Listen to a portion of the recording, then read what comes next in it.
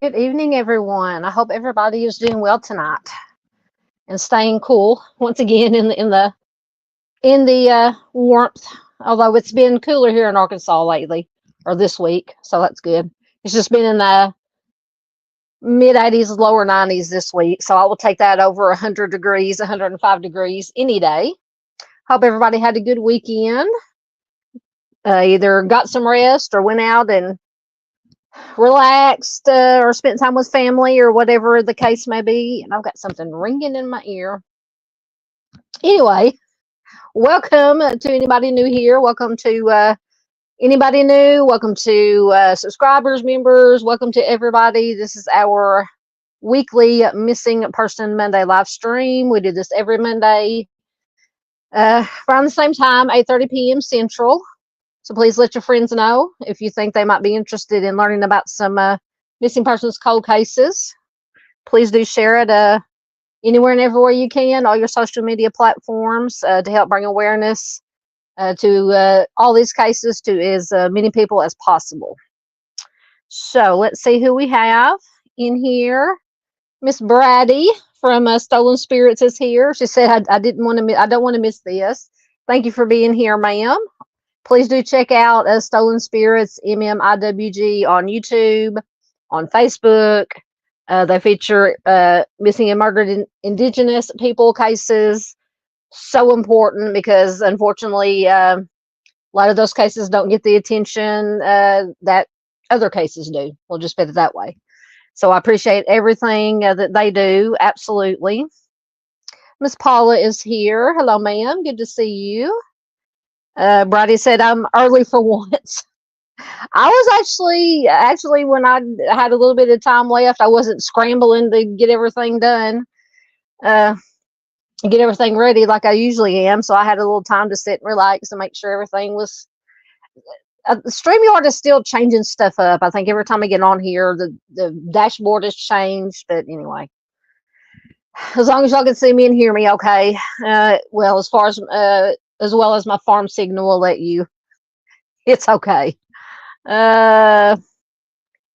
Oh, Brady said, I switched names so I can like it twice. Thank you. Yes. Everybody, don't forget to hit the like button. Absolutely. Share it out for anyone who, like I said, you may think want to join us live right now. If you're watching the replay, thank you so much. We love our replay crew. Please leave comments below on any thoughts or opinions you might have on the cases we're going to go over tonight. Welcome, lurkers. We love our lurkers too. And we love our chatters. And there's one of our favorite chatters. There is Junior. Hello, sir. How are you doing? He's up past his bedtime. And he is in Michigan tonight. He is in Michigan. There's another one of our favorite people, Miss Marion. She says, hello, everyone. Liked and shared. Thank you so much, ma'am. Absolutely. We love having Miss Marion here. Junior says the weather has been beautiful in Michigan, 70s and 50s at night. Oh, man. I might have to visit Michigan. That sounds heavenly. That sounds like just my 70s in the day, no humidity, sunshine, 50s at night. That is my perfect weather conditions. Oh, my goodness. No, what are we doing? My computer's doing funky stuff. Oh, no. Stop. Nope. I don't want to do settings. What are you doing? Hold on. Okay, we'll do that. Now go away. It's asking me about privacy settings. Anyway, you are most welcome. Brady says, thank you for sharing that. Absolutely. I will share you every day, 24/7. Absolutely. Brady says, I'm late to everything. I'll probably be late to my own funeral. Me as well. Me as well. There's a friend Mustang. Good to see you, ma'am.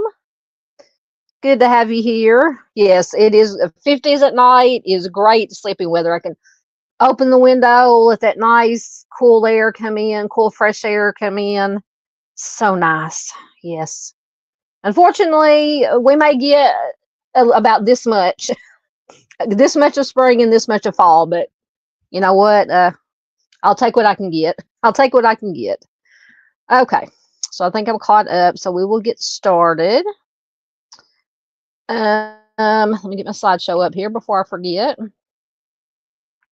So like I said, we're covering New Mexico tonight. We've been making our way for the last few months through all the states, featuring missing persons cases, mostly cold cases. There are some newer cases that may be mixed in, but for the most part, we feature a lot of cold cases on this channel. And I think I have 7 cases tonight. Basic information comes from Charlie Project, and then I always try to find supplemental articles with interviews, either updates on cases, interviews with family members, interviews or statements from law enforcement, anybody who worked on the case, just to add, a little bit extra. As much information as I can find on these cases. So the first one we're going to be looking at tonight is Tanya Teresa Begay. Let me get her information. So Tanya has been missing since March 3rd, 2017 from Tohatchi, New Mexico. And I'm going to do my best not to butcher any people's names or city names. So please forgive me if I pronounce anything wrong.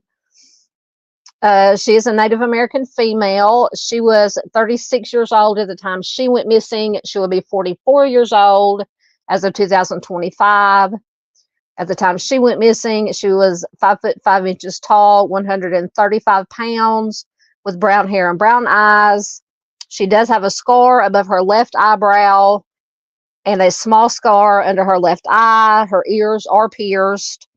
She has tattoos. She has a rose on each breast, a feather on her left foot, and a music note behind her right ear. And I don't think I put any of the tattoos, but you can go to the Charlie Project information, and the only tattoo picture it has are the roses above her breast. So she does wear a partial top denture plate and either glasses or contact lenses. Her nicknames are Span and Tan, and she is of Navajo Indian descent. There's no clothing or accessory jewelry description given of what she was last seen wearing.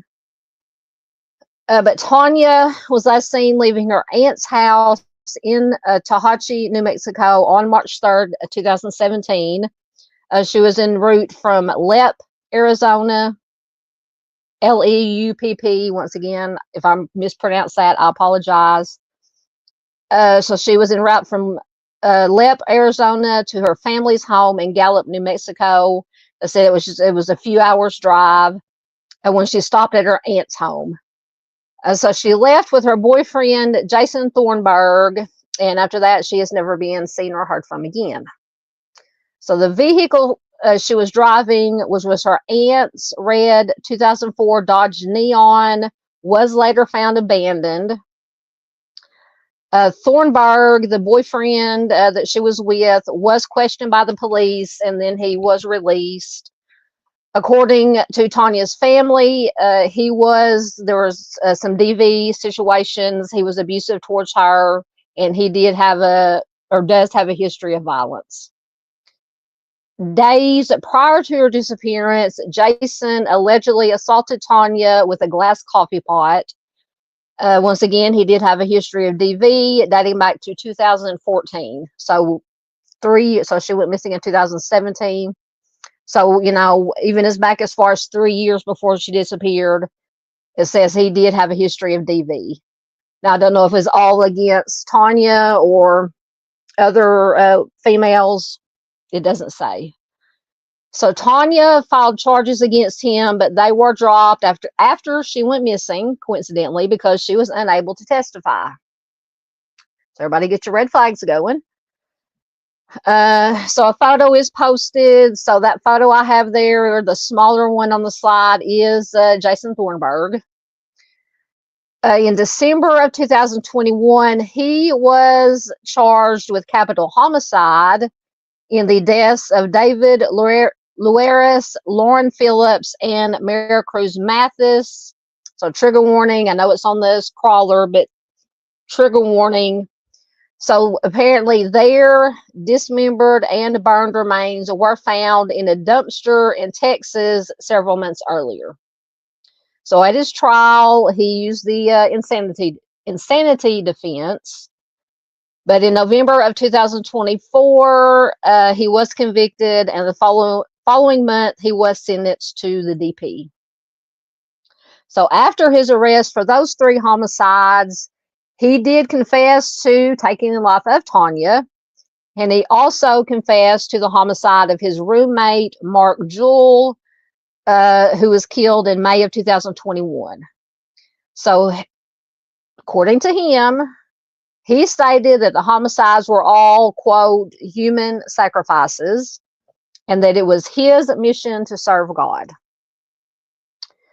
So he has not been charged, but even with his confession, he has not been charged with either Tanya's possible presumed homicide or the homicide of his roommate. So I don't know why he wasn't charged. I don't know if they didn't have enough evidence besides the confession to go ahead with charges, or what the case may be. So it says Tanya may still be in the Tallahatchie area, or she may be in Albuquerque, Gallup, or Mintmore, New Mexico, or Dilkin, Arizona. Her family stated that she was close to her parents. She frequently called and texted her family and friends. She did leave behind 2 children, and her case remains unsolved. So this is just absolutely, as they all are, a horrible, horrifying case. But if you do have any information, you can call the Gallup Police Department at 505-722-2231. I think I might have had a couple of articles to go along with Tanya's case. I think the first one is in regards to Mr. Thornburg and his convictions and things that he said. So let me see. Hopefully it won't take too long to load. Oh, good. It came right up.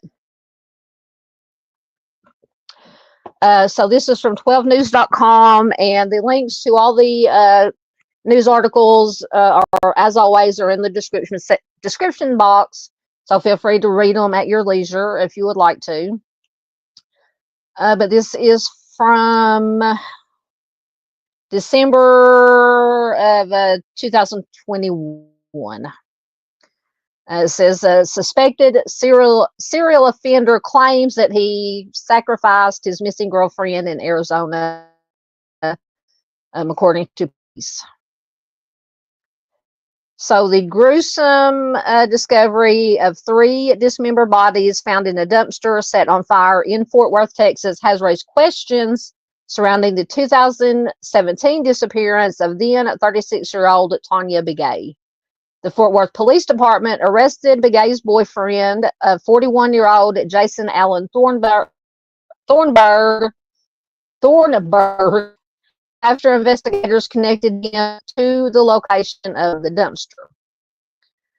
So investigators cross-referenced nearly 7,000 vehicles in the area and recognized Thornburg's name, which was registered to a Jeep Grand Cherokee.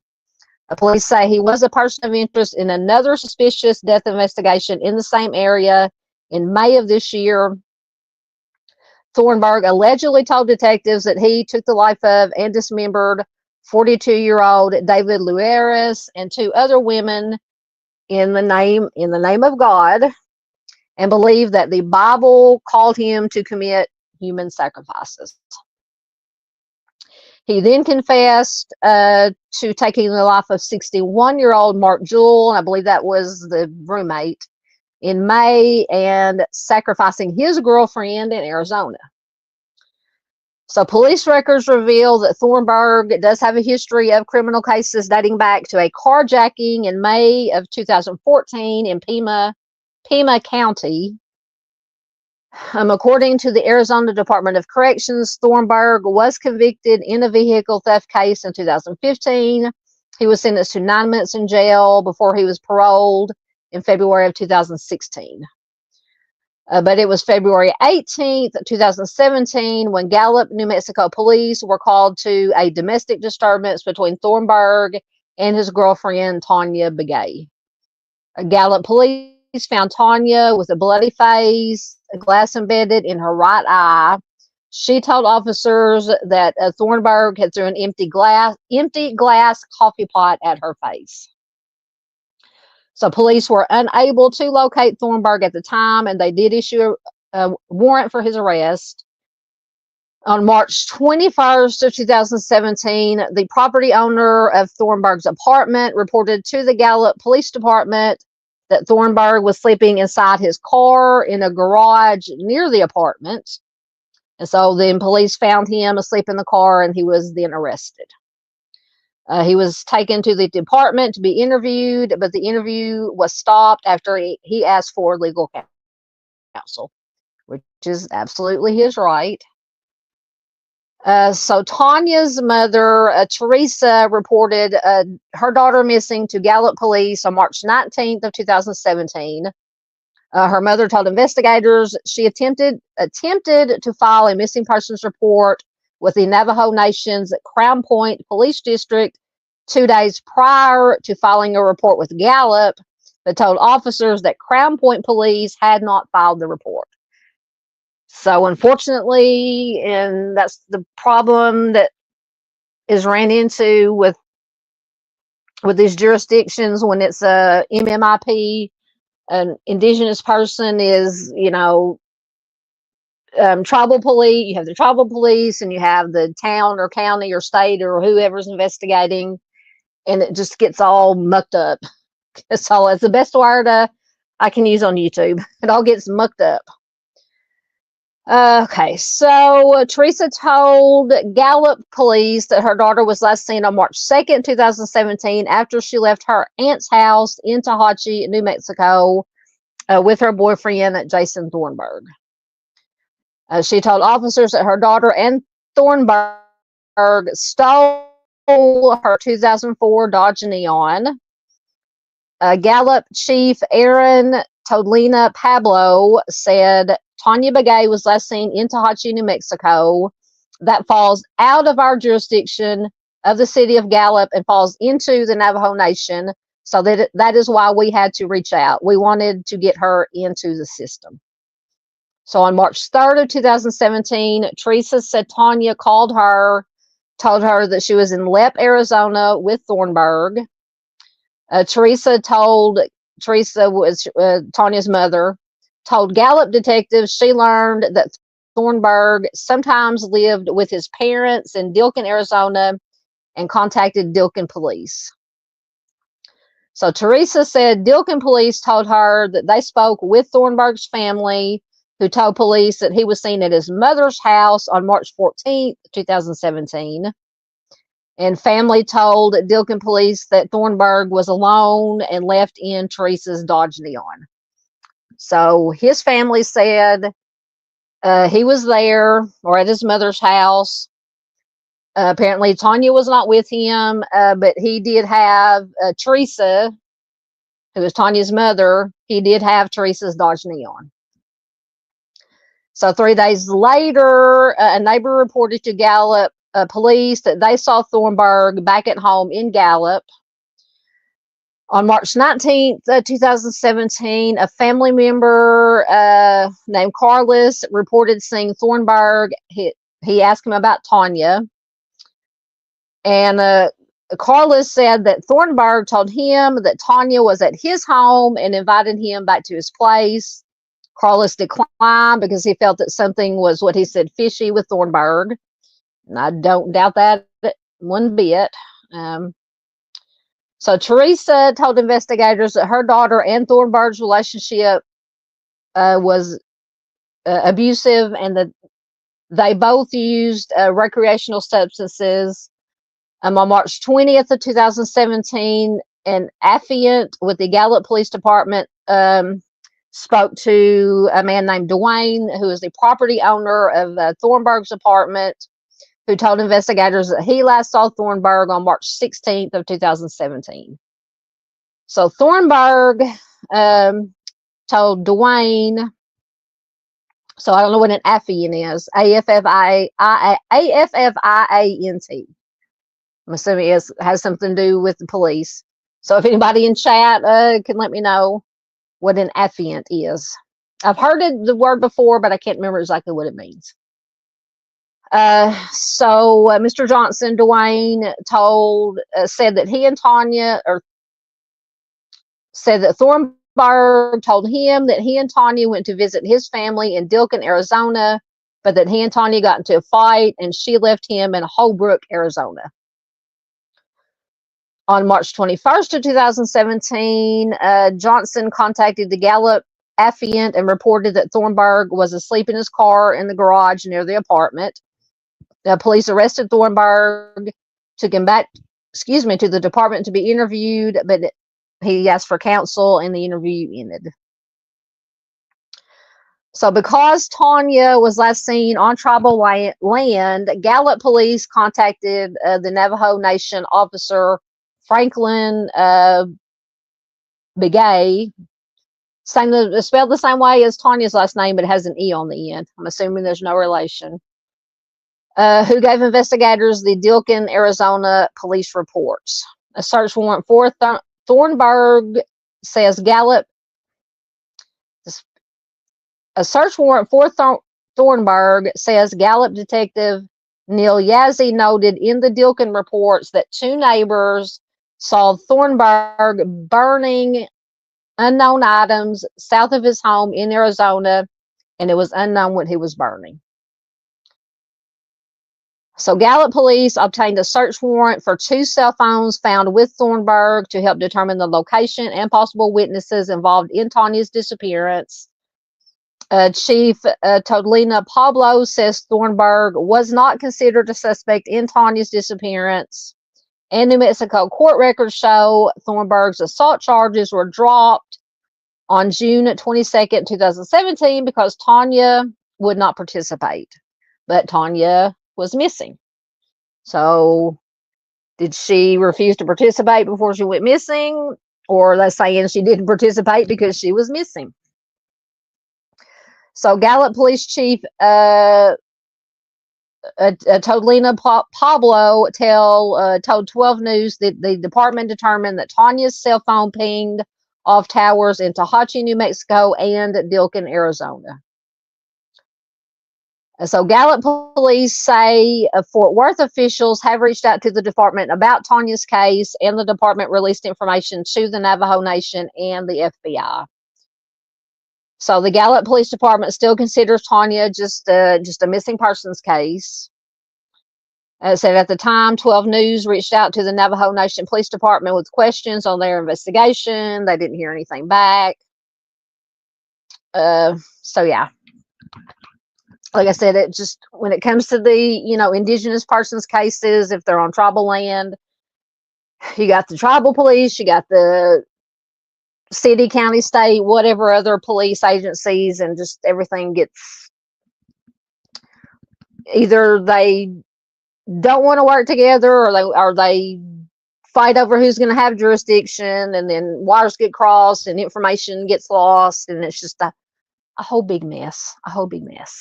Anyway, I'll get off my soapbox. I think I have one more article. Quickly go through it, see if it has any additional information. This one is also from 12news.com, and it is from February of 2022. Get the ads out of the way. Family and friends of then 36-year-old Tanya Begay have been searching for the missing Indigenous mother of two for years before the gruesome discovery of 3 bodies found in a dump set on fire in Fort Worth last September. Once again, Begay's then boyfriend Jason Thornburg was arrested, charged with the capital homicide of the three persons we talked about earlier. With that, he allegedly told detectives that he allegedly did all the things. But the FBI still considers Tanya's case open, and she has yet to be found. Melissa Bradford, who I'm assuming was Tanya's best friend, says, "I miss her every day. When you instantly feel and sense something like, I just knew my friend was gone forever." Melissa and Tanya were best friends at first meeting in 2014 in Phoenix. Melissa hired her at the restaurant depot after she became a front-end manager. Melissa says, "We automatically clicked. She was an amazing woman, and she loved her kids." Later on, Melissa moved to Kansas City, but she never lost touch with Tanya. She never met Jason Thornburg, but knew something was off about the relationship. Melissa says she was needing a place to get away, talking about Tanya. She wasn't herself. Prior to her disappearing, I knew something was going on in her relationship, but Tanya wouldn't go into detail. The last time they spoke was a month before Tanya vanished. Melissa goes on to say, "She was not safe. I could hear it in her voice. When she heard the news that Thornburg was arrested and charged with homicide, she knew that he had something to do with Tanya's disappearance. She says, I knew in my heart that she was never coming back. Reality truly hit home when his story came out about the other 4 homicides. I knew he killed Tanya." So once again, according to the FBI, Tanya's case is still officially open. Navajo Nation's Amber Canasbath Crowdy says, "Our lives are not valued. We are a disposable population of banished people." Delegate Crowdy is a member of the Missing and Murdered Dene Relatives, or the MMDR task force, helping to develop a framework for a proposed MMDR Data Institute. Crowdy says there is a lack of equity in the coverage of missing and murdered Dene people. She says, "We've heard from many families that they feel alone and have to do searches themselves due to a lack of resources." Delegate Crowdy and the task force have helped to develop a database on underreported missing cases. I think every state should do this, just my opinion. She says, as tribal leadership, we can see the glaring gaps in what the FBI is not providing in terms of investigations. The FBI will investigate crimes considered a major crime. So if anyone is missing and there's no suspected reason of foul play, the FBI is not getting involved. Delegate Crotty says more needs to be done, and she is not the only one. Representative Germain leads a committee studying the underlying causes of missing and murdered indigenous people. In some parts of the state, there are crimes of opportunity, people going missing because we don't have cell service or broadband, said Arizona State Representative Jennifer Germain. Some parts of the state, it's tied to human trafficking, and in some parts of the state, it's DV and SA. Germain says the committee is working with law enforcement agencies to build cross-agency task forces. That, to me, that's the biggest thing, is having the agencies working together, sharing information, a way for them to communicate better, to close the gap or inequity in communication. She introduced House Bill 2142, which will require agencies to reach out to federal partners once an adult has been missing for 30 days. Germain said people are going missing here in our state, in our local communities, and we need to find them. She says Arizona State University's Violent Victimization Lab in the School of Criminology and Criminal Justice is with American Indian leaders across the state to develop strategies to address and minimize MMIWGs. The lab has found that indigenous women are the victims of a homicide at a rate 10 times the national average. And we've heard this statistic just about every time we cover cases of MMIP or MMIWG, it's at least 10 times the national average. It's just unbelievable. So Melissa says that she will never forget her friend and hopes that Tanya's family will soon find closure. She says everyone's story deserves to be heard. She is going to truly be missed. So just what frustrates me, and I know everybody else, when it comes to these MMIP, indigenous person cases, whether it be just missing cases, homicide cases, just the lack of awareness, lack of exposure, as I'm trying to talk, can't talk tonight.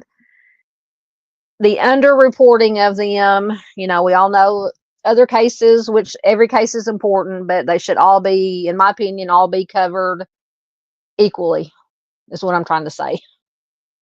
Anyway, let me get into your comments. Get caught up. Oh, goodness, everything's going blue on me. Get back down to where I was at. Oh, come on. There we go.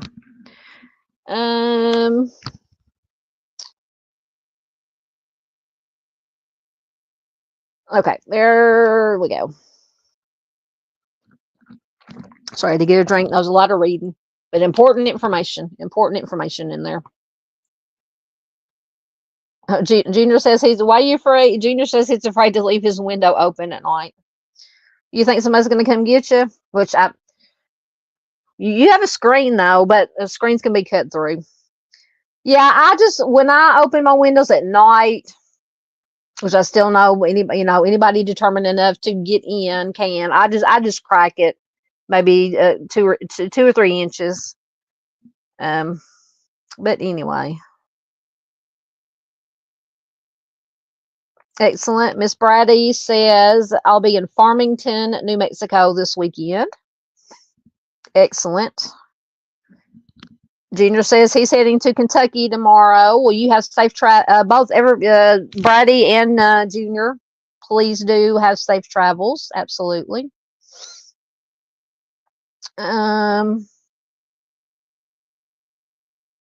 Oh, you're moving. Brady says, moving from Colorado to North Carolina. Don't know how ready I am for the weather change. It depends on what kind of weather you like, I guess. So I'm assuming, Colorado's probably a lot cooler than North Carolina.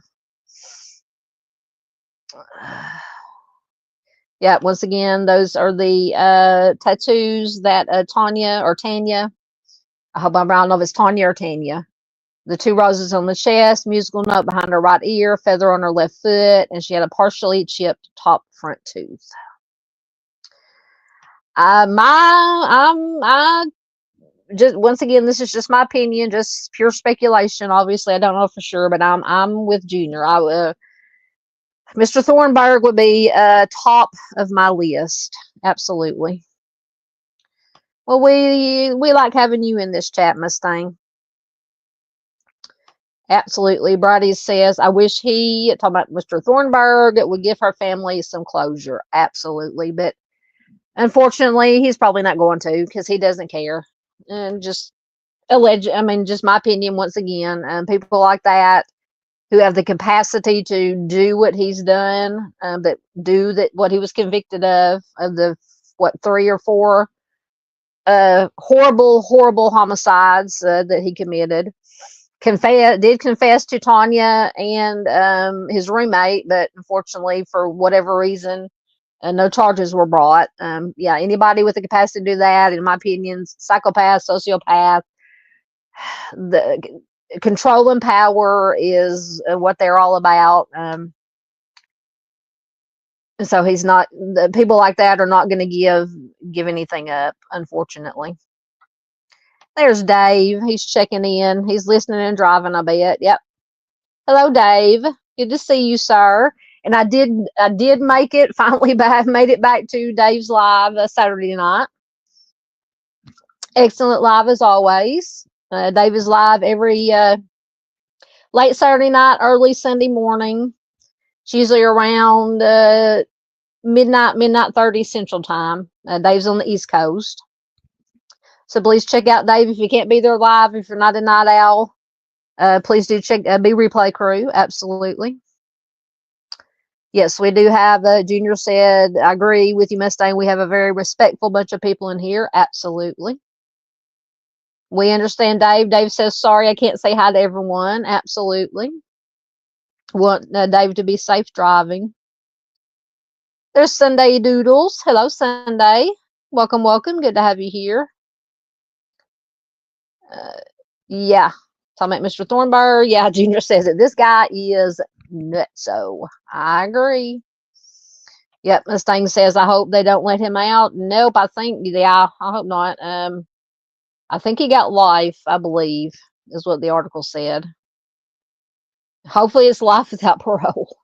Because, let me see just to make sure. Might have been in the other article, but I think he got life, if I'm not mistaken. So, yeah, he does not need to be, in my opinion, he does not ever need to be out on the streets. Yep, Junior says he got a life sentence. I doubt he's getting out. Absolutely. Absolutely. Brady says, my page is covered with tons of these stories. It is heartbreaking. Absolutely. It is. Yes, please do. Once again, check out Stolen Spirits, MMIWG on YouTube, on Facebook.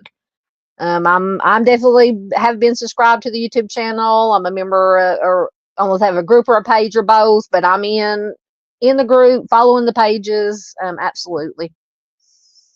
They do excellent work. Most certainly heartbreaking. Paula says, anyone who might be suspicious in her life. Yep, definitely that Mr. Thornburg there on the slide. Yep. As far as anybody else, it did not mention, but yeah, like I said, at least in my opinion, my humble and professional opinion, Mr.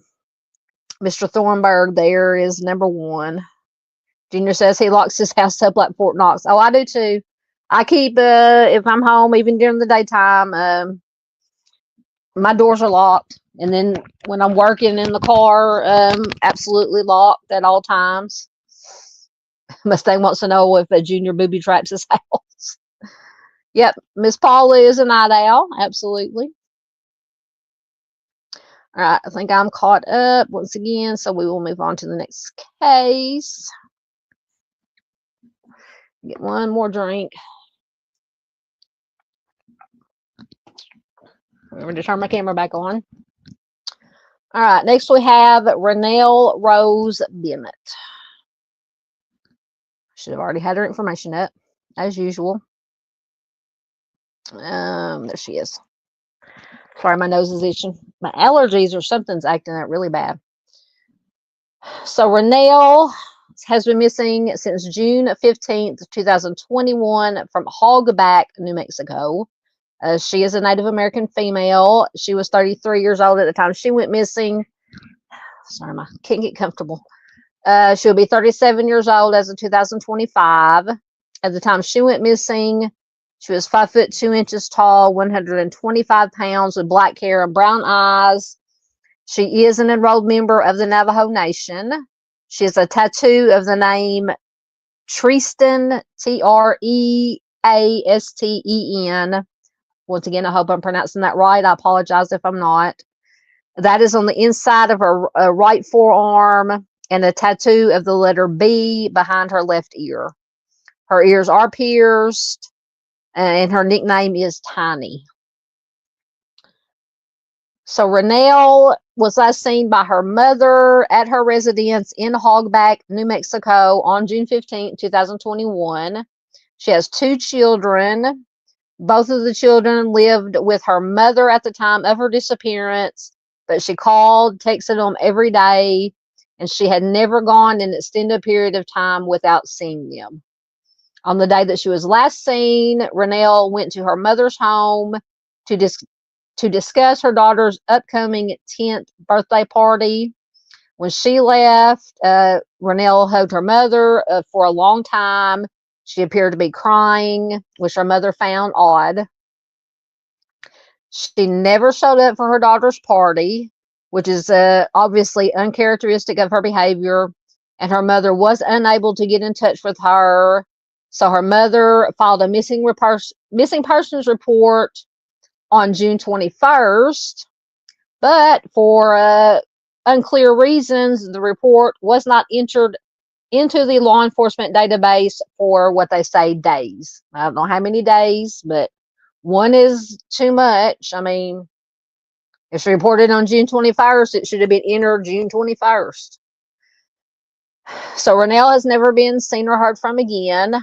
3 months after she went missing, family members found her shoes and sweater in North Shiprock, New Mexico.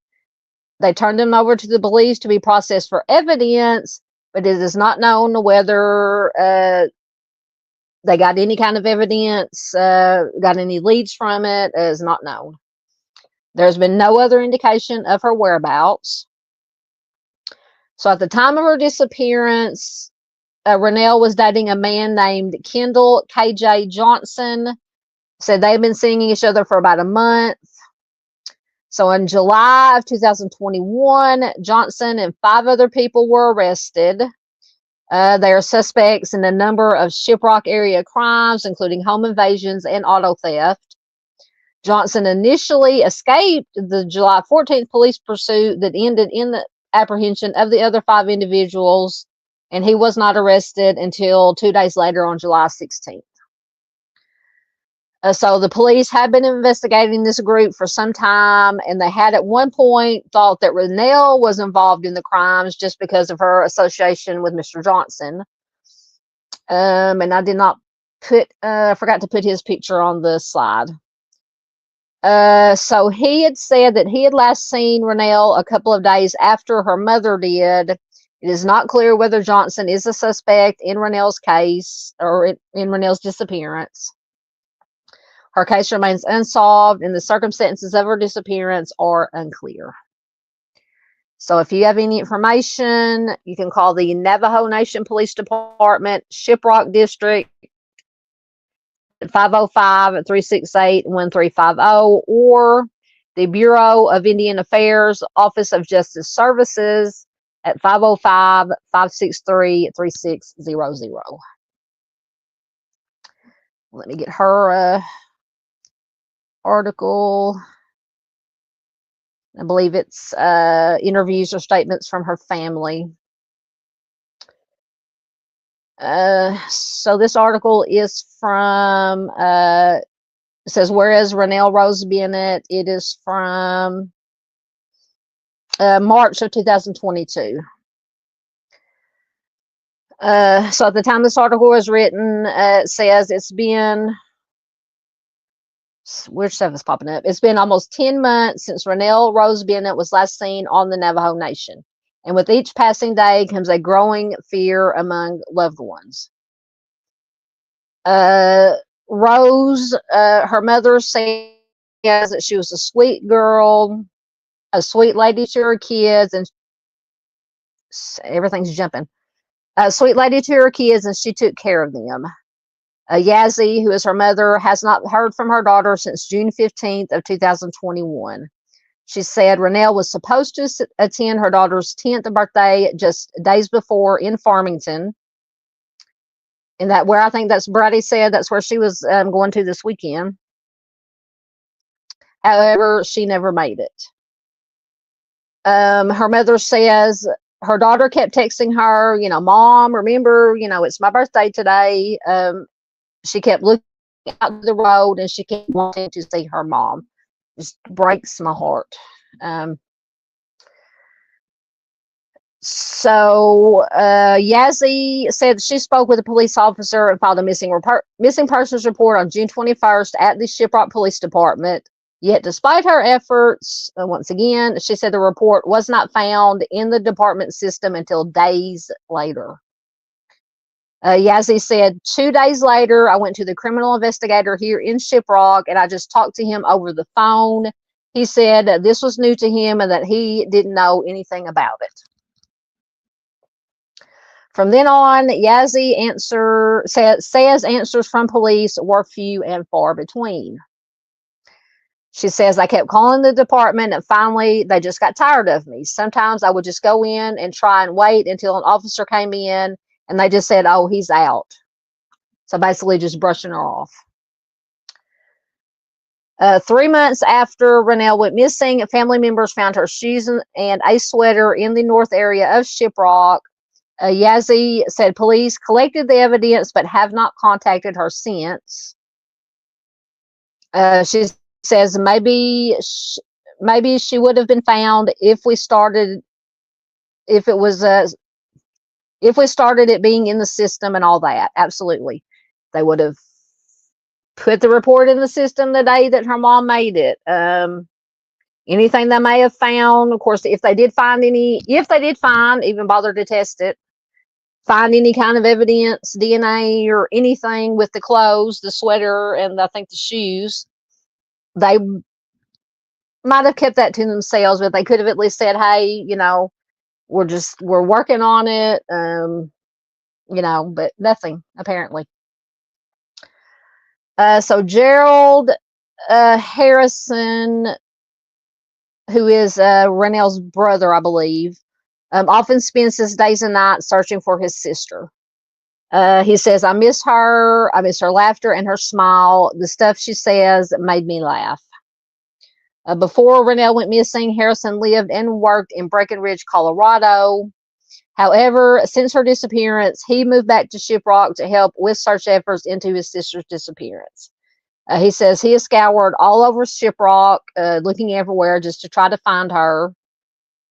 He says, I check on tips or whenever somebody calls, I think, says, I think we've seen her. If you check this place. And then he says he'll just leave and he'll go check on his own. So while the task can be overwhelming, he knows it has to be done as the only brother and protector of his own family. He says, I would like for the police to at least be there, at least send one guy with me. I know it's a boring job, but I want to do it. I mean, it just blows my mind. So Janelle is one of Ranelle's sisters. She says her disappearance has had the worst impact on children within the family including her young son. Janelle says, it's really hard for my son because he was Auntie's baby. He would be like, Mom, I miss Auntie. When is she coming home? Yet the devastation hits hardest for Ranelle's own children, a 12-year-old son at the time and a 10-year-old daughter. Janelle says they'll get sad. They'll just sit there, and we always try to keep them happy, try to keep them distracted, kind of get their minds off of it for a while. Despite the endless pain, family members still remain hopeful. They remain hopeful for a chance to see Ranelle, best case scenario, come home alive and well. Janelle says, Tiny, if you're out there, you know we love you. We want you to come home. The babies, they miss you. Yazzie, Ranelle's mom, says, I'm just told that she's out there. I'm just hopeful that she's still here with us. I have faith that she's still out there. So Yazzie, at the time of the writing of this article, was the legal guardian of Ranelle's children. And once again, if you have any information on Ranelle's whereabouts, anything at all, no piece of information is too small, contact the Navajo Nation Police or Navajo Police Department's Shiprock District at 505-368-1350. It's just heartbreaking. The kids and the moms and then just the whole family. And make sure that is the only one I had for her. Okay.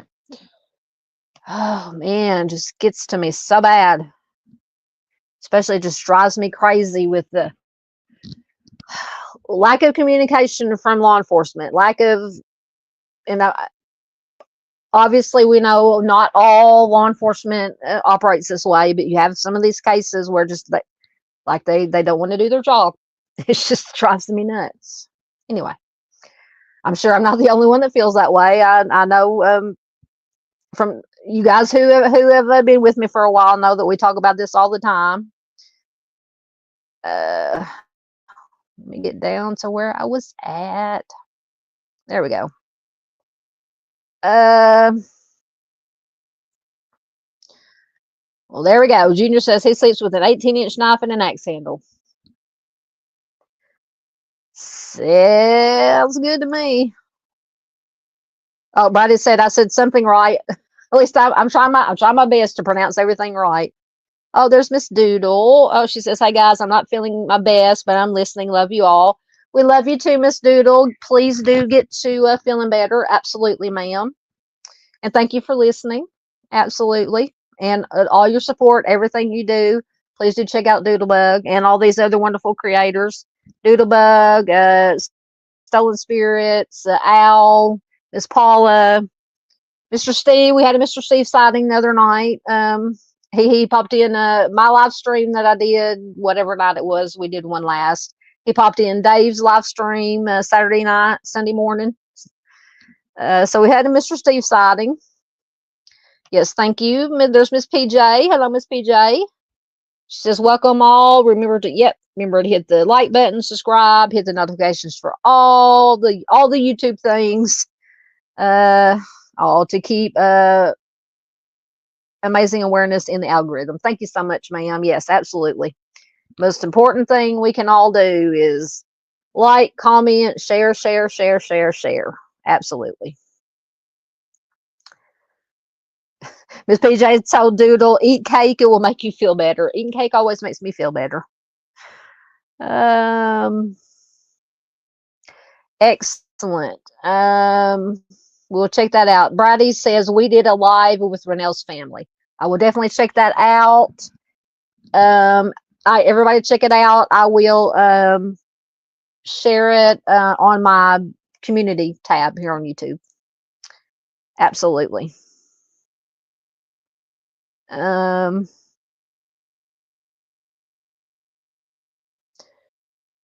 Getting caught up really quickly. My throat is so dry. So I was out working today, schlepping the groceries, and I said it wasn't as hot as it has been, but it's humid. It was still humid. Why don't you have a what? Miss PJ says, why don't I have a number thing? Or are you talking about on the YouTube side? Oh, is it that crown thing with the numbers? I still don't understand what that is. I don't know.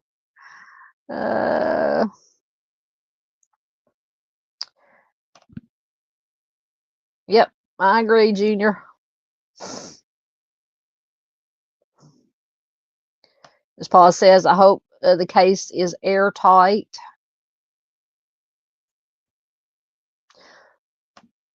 Oh, Brady says she's going to see her mom. Excellent, excellent. Yep, thank you, Miss PJ. There is Doodlebug's link. Oh my goodness, yeah. So Brady says Ranelle's case, no searches have been done for her, just by family. This is what drives me nuts. Absolutely nuts. Oh, goodness gracious. That's why more awareness needs to be brought to these cases. Absolutely. Please check out and subscribe to Miss Paula. Okay, Brady says we have a short reel of her on YouTube and also the live with her family. Excellent. I will watch and share and like both, or all of them, both of them. Absolutely. Please do. There is the link to Stolen Spirits. You're absolutely welcome. Okay, once again, the tattoos. Tristan, I hope I'm pronouncing that right, tattooed on her upper right inner forearm, the letter B behind her left ear. Oh, did I not say that? Or did I give it? So she was last seen wearing orange tank top with black jogger sweatpants. Thank you.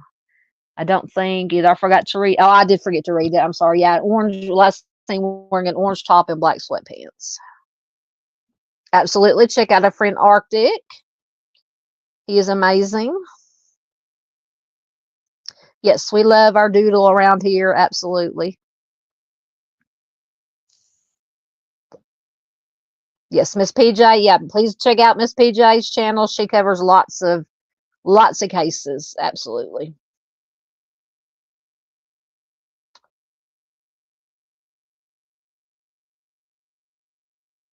All right. Caught up. So I'll mark right there. Let's see who we have next. We have Beatrice Biscaino or Biscaino. Let me get her. Let me find her. There she is. Okay. My back is hurting. So Beatrice has been missing since October 1st, 1976. This may be the oldest one we have tonight. From Carlsbad, New Mexico. She is an Hispanic female. She was just 19 years old when she went missing. She was 5'6", 185 pounds with brown hair and brown eyes. Her ears are pierced, and her nickname is Shaggy. So I don't have a lot, but I think I did find an article with maybe some theories and a little bit more information. So Beatrice was last seen at a bar in Carlsbad, New Mexico on October 1st, 1976. She was seen talking to an Hispanic man outside the bar before she disappeared.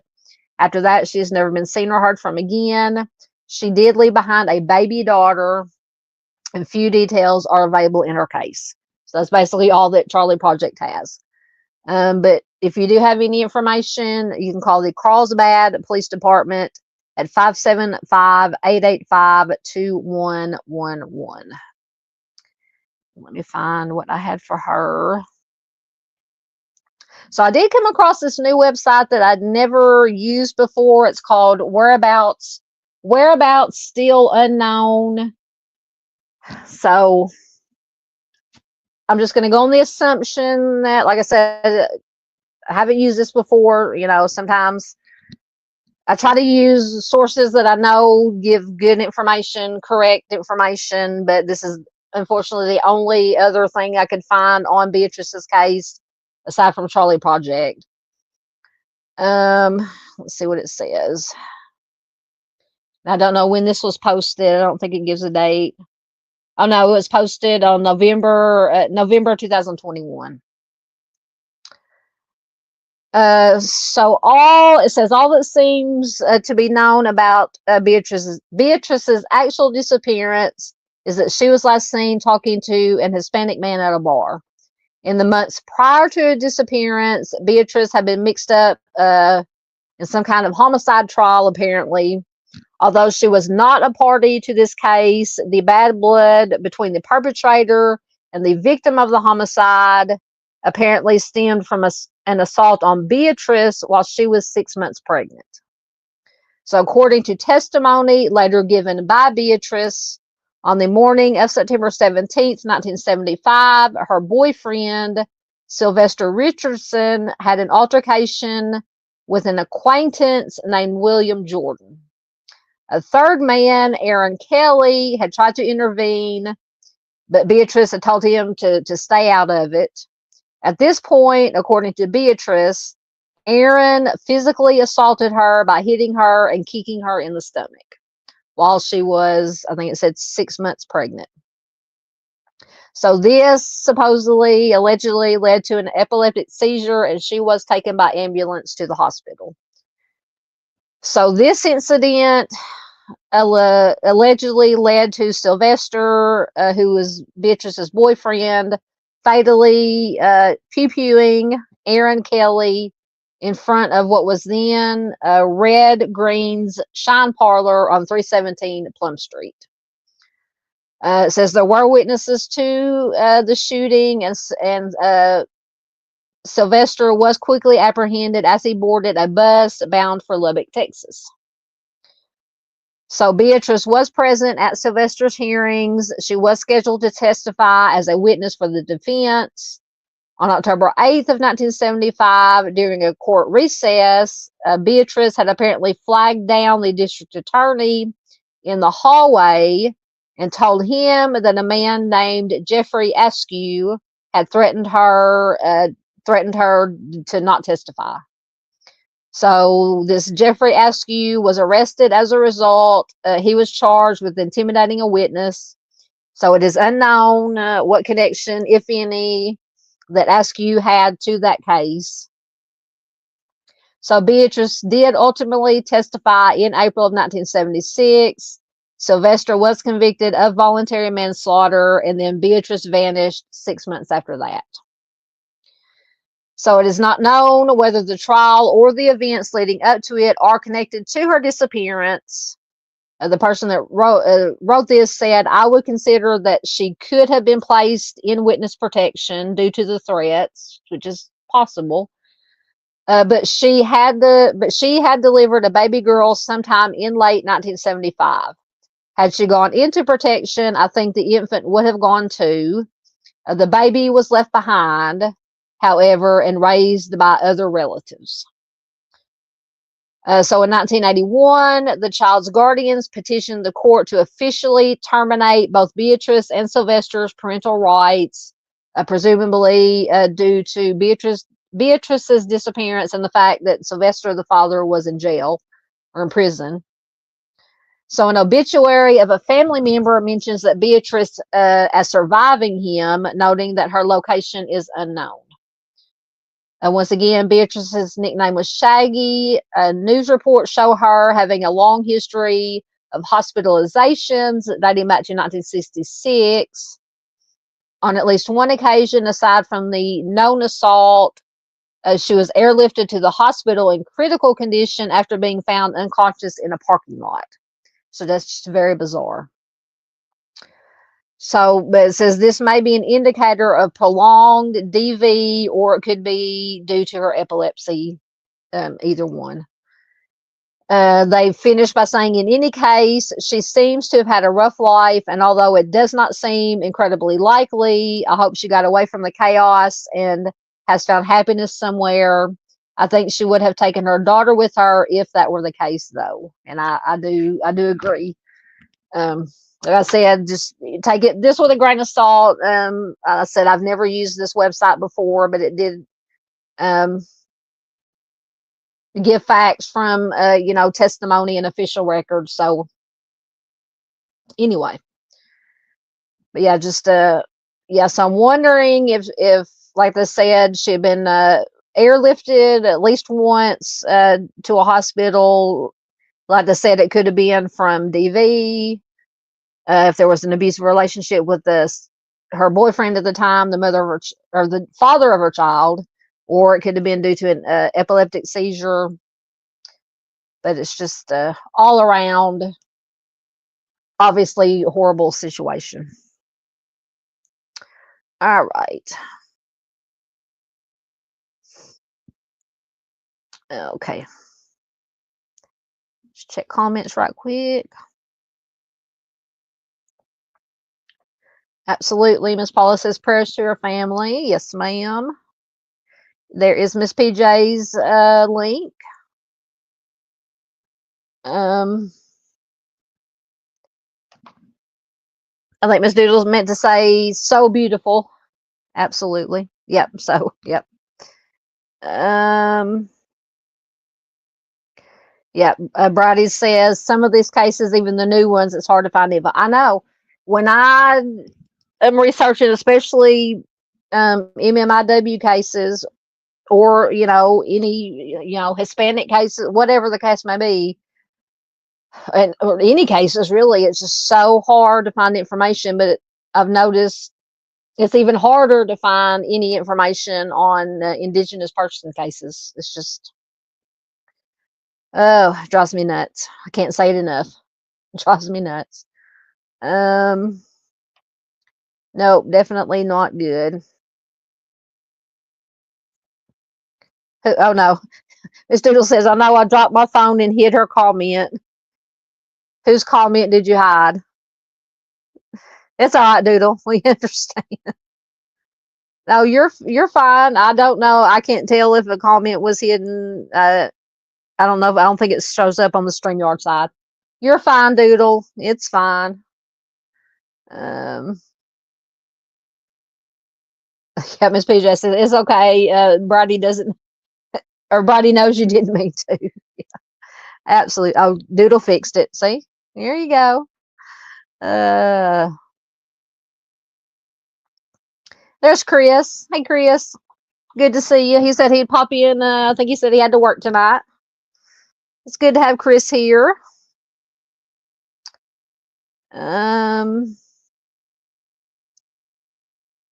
Haven't seen Arctic tonight. He may be busy or need some mental time off, or he may not feel well. But we love our Arctic around here too. Thank you, Junior. You're most welcome, sir. Thank you for your continued support. Junior has been here since the beginning. There's Miss Farr. Did she come up? There she is. Hey, lady. How are you doing? Good to see you. Make sure I didn't miss anybody else.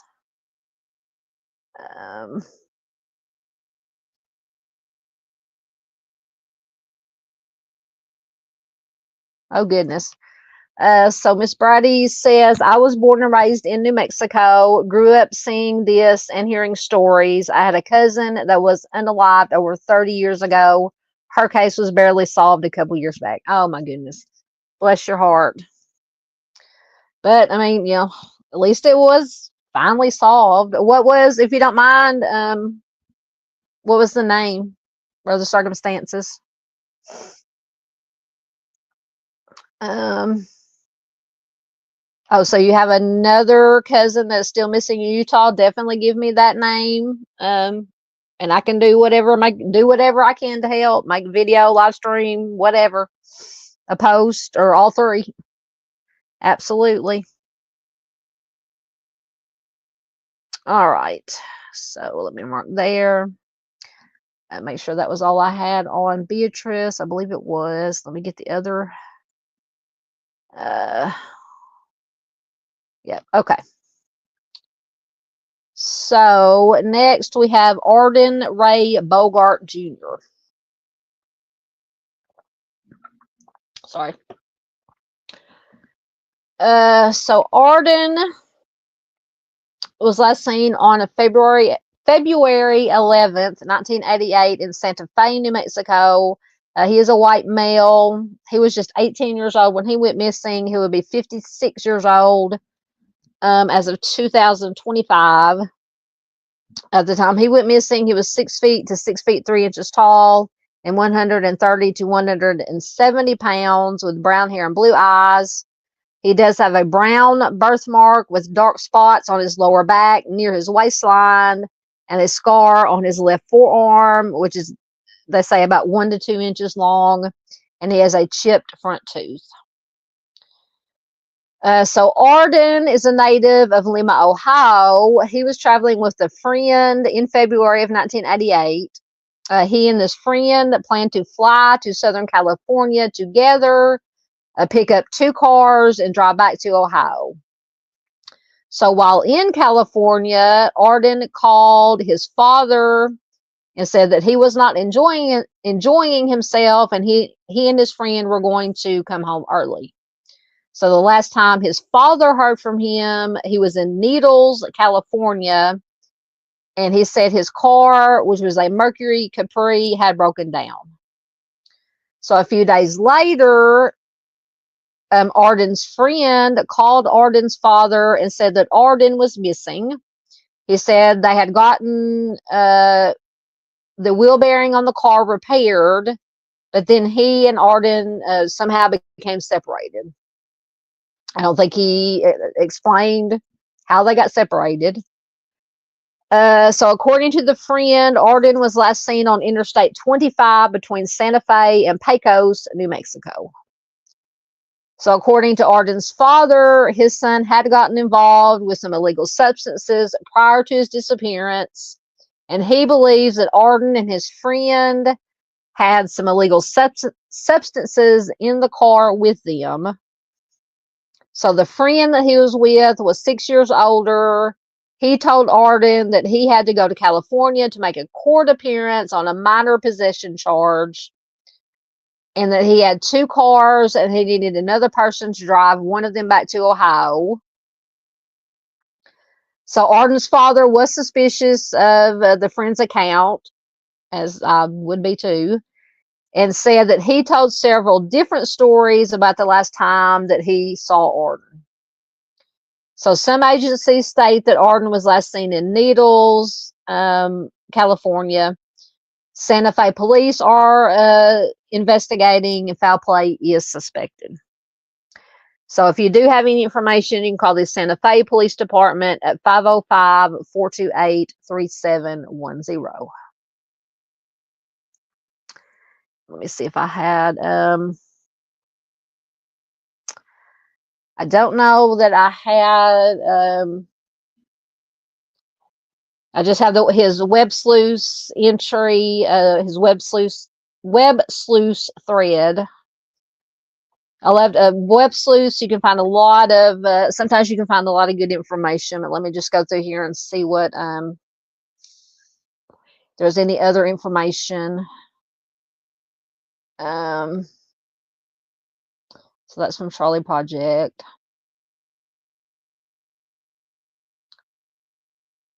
So a user in January 2007 said, my third cousin, Ardan Bogart Jr. has been missing for nearly 20 years. Let's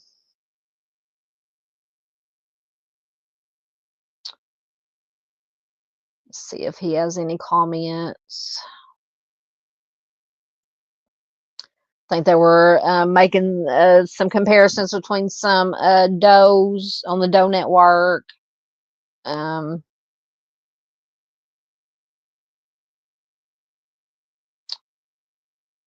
Let's see.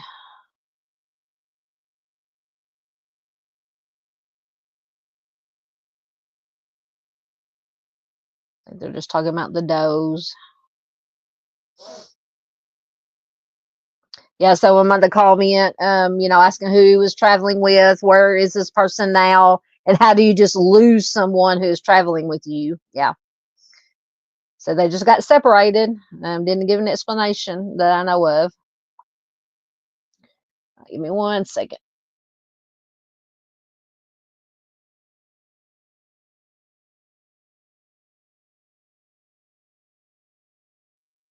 Okay. Let's see. So this user that said, I believe it said it was Arden was his cousin. Somebody had asked if Arden still had the same glasses as in this photo, and if they put the actual glasses they found with the John Doe, they don't match. I do admit, based on looks and stats, he looks like a possibility. Have you sent this to Leigh? The family member answered, I am in touch with a woman from the Doe Network who is talking to Leigh. I haven't mentioned it to her yet because she's supposed to hear back any day now about what was in Arden's file. For some reason, somebody asked if Arden was a skier. The family member said, I honestly know nothing about him or his personality. I only discovered this case this past summer, and nobody in my family likes to talk about it. That's interesting. And it also doesn't help that almost all of his family, his mother, father, and siblings have passed away. Someone asked, who was he traveling with and where is this person now? You know, the same way as how do you lose someone who's traveling with you? The family member answered, I don't know who he was traveling with. That's one of the things I'm hoping to learn from law enforcement. I do know this person did make it back to Arden's hometown of Lima alive. And as far as how he lost Arden, from what I understand, he and Arden had stopped in Santa Fe or nearby. They went to a shopping mall, separated, and agreed to meet at a later time, and Arden never showed up. I've also heard that it was a possibility that Arden and this other person got into a fight and split up for a while and never reconnected. So at least that's the story according to the friend that Arden was with.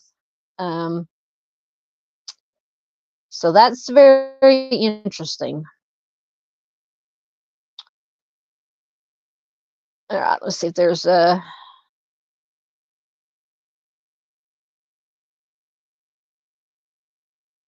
So the family member was trying to do a FOIA request for any information as of 2009. Right, I think that was all the pertinent information. So yeah, very, very strange. What do you guys think about this story that the friend gave that he was riding with? To me, it's a little sketch. To me, it's just a little sketch. That's just my opinion, as always. All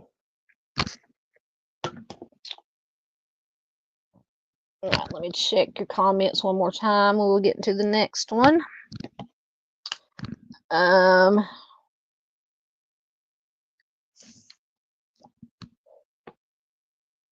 Okay. There we go. Yes, absolutely. Chris says it's good to chat with people who care about the cases. Absolutely. Chris says there's a case from New Mexico that is upsetting. Which one is it, Chris? We might cover it tonight, or if not, let me know what the name is, and I'll take a look at it. Oh my gosh, I'm sweating. Miss Paula wants to know drugs or substances. If you're talking about this case, supposedly there was a possibility. I think maybe, I can't remember now who said it. Let me go back to the trolley project. Or maybe it said, maybe Arden's father maybe said that he just had a suspicion that they might have had some illegal substances with them. And to me, that would kind of make sense. I mean, because to me, just in my opinion, the friend seems a little sketch. I'm trying to find the... I mean, with this whole story about the cars and the needing somebody to drive, you know. Yeah, so in the trolley project, according to Arden's father, his son had gotten involved with illegal substances prior to his disappearance, and he believes that Arden and his friends had illegal substances in the car with them when they were going back and forth. And the friend had told Arden that he had to go to California to make a court appearance on minor possession charges. or on a minor possession charge, and that he had 2 cars. See, that didn't make sense. So it said he had to go to California to make a court appearance for this possession charge. He had 2 cars and needed another person to drive one of them back to Ohio. Why would you have 2 cars? To me, that just doesn't make sense. Anyway, but please let me know in chat or in comments if you're watching replay.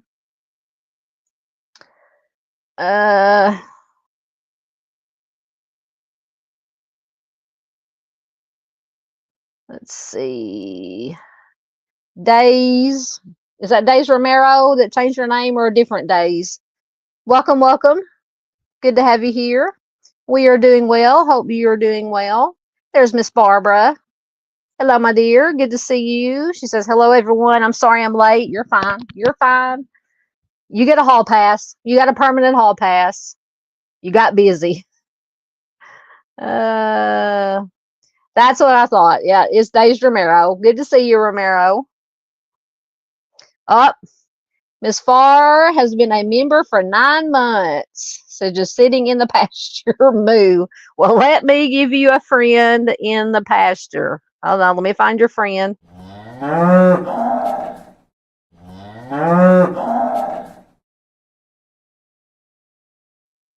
There's you a friend to sit in the pasture. You don't have to sit in the pasture, but there's you a friend. We need to come up with a name for Miss Cal there. We got to come up with a name for her. But thank you so much, Miss Farr, for your continued support. It is very much appreciated. Thank you so much. So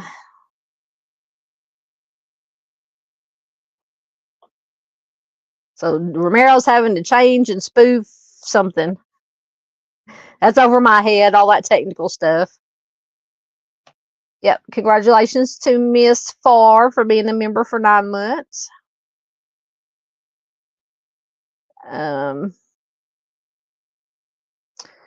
Chris says, have you heard about the case of Michael Sanchez? I have to look into that. I know you're talking to Brady, but I'm answering for me too.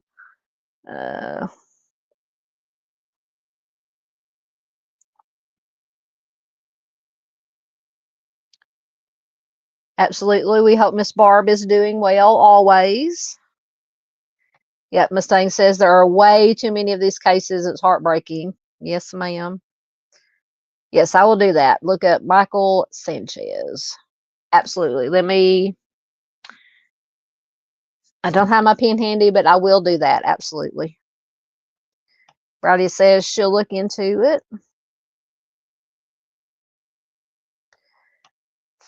Far as a little sus. So you're talking about the friend? Yep. Just a little sketch, in my opinion. Yeah, Paula says red flaggy city. Absolutely. Justice for Timmy D's.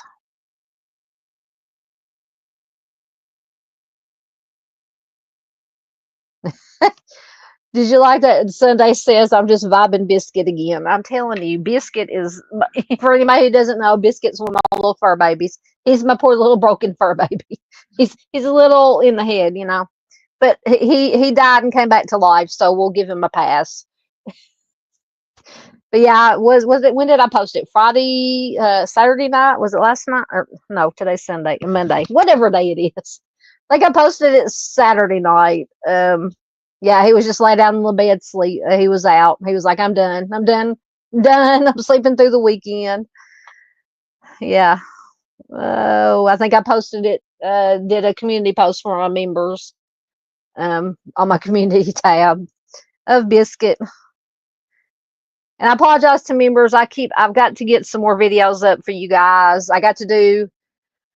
I'm still trying to work myself up into doing part 3 of the Boy Scout secret. That was just really hard for me because I'm really close to that one. But I promise you, part 3 is coming.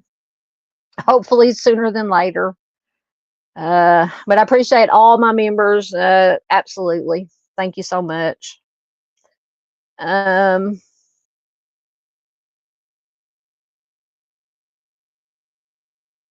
We understand, Doodle. Yep, Doodle's not feeling well. She says, sorry, guys, my typing might be off a little. I'm not trying to ignore anyone. Which case are you talking about, Ramiro?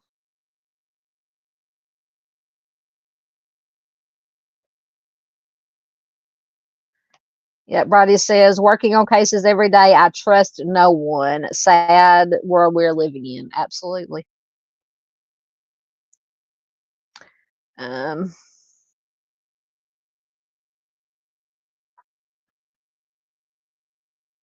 Which case are you talking about, Ramiro?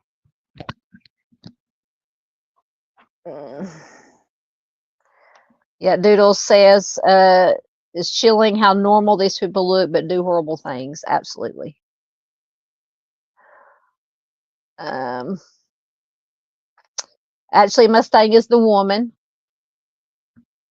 It's okay.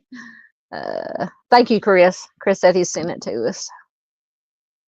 Yes. Far loves the moo cat. We got to come up with the name for her. Oh, looky here. We get to Far. You're going to get more company. Yeah, it's been longer than 8 months. Sunday has been a member for 8 months. I know it's been longer, but I let it lapse. That's all right. So here we go.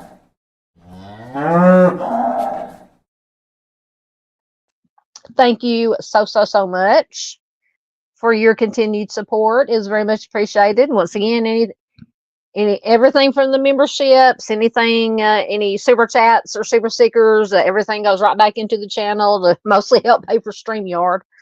And the one photo editor that I use, I just pay the basic plan on the video editor that I use. So it goes right back into the channel. Yeah, there. Yep. And see, for the longest time, when I first started, I think I first started seeing Mustang probably way back in Mr. Steve's chats, maybe, or chats. I just assumed, going by the avatar, that she was a male, but Mustang is a female.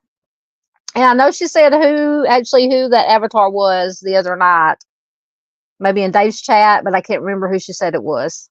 Anyway,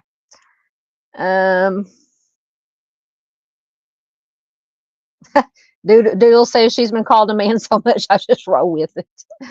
Oh, goodness. Yes, I will definitely. Yes, I will check it. Thank you, Chris.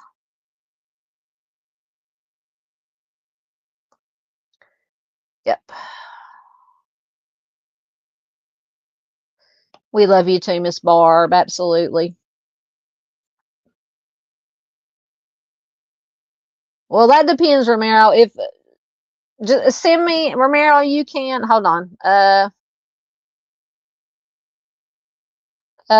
Email me whatever case you're talking about. Email me the information, and we might can set something up.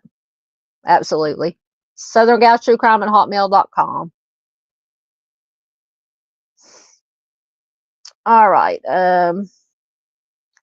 Sorry, everything jumped again.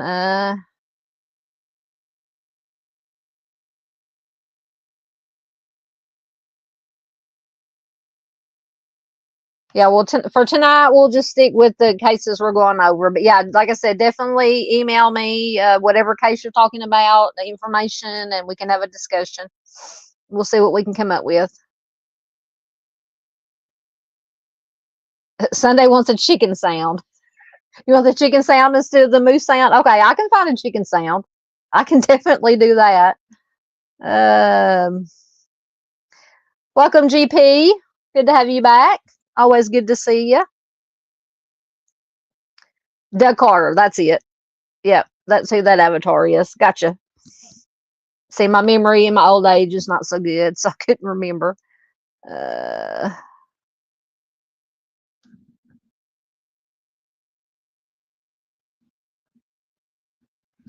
right. Okay, Mariel, that's fine. Just email it to me.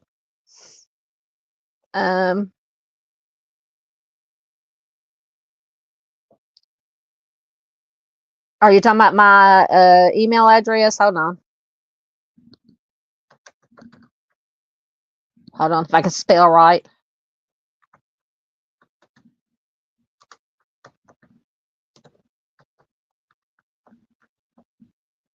Okay. Should be in there. There's my email in the chat. Oh goodness. Now you got Doodle. Doodle, send me a recording of a voice recording of you squawking like a chicken. We can use that. Oh goodness.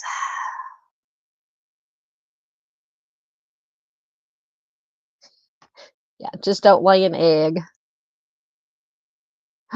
Oh, excellent. Bridie says today is our second gotcha birthday for my son. I know about gotcha days. My youngest nephew is adopted, so we celebrate his gotcha day and, of course, his birthday. So, congratulations and happy gotcha day for your son. Absolutely. Absolutely. That is awesome. You got the hint about what? What? Yes, gotcha days are awesome. Awesome. Yep, there's my email. Yep, definitely congratulations.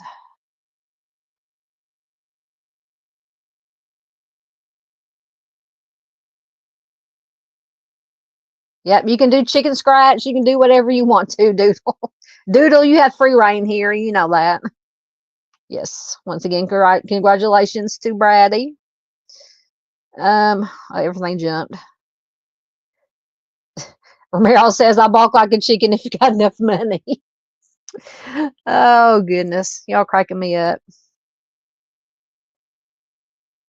Oh. Bridie says, we've had him since birth, so 3.5 years, with adoption 2 years ago. Excellent, excellent. Yeah, we got my youngest nephew when he was 8, and he is now 18, so we've had him for 10 years. He's been in our family for 10 years. He was adopted by my youngest baby brother, and sister-in-law.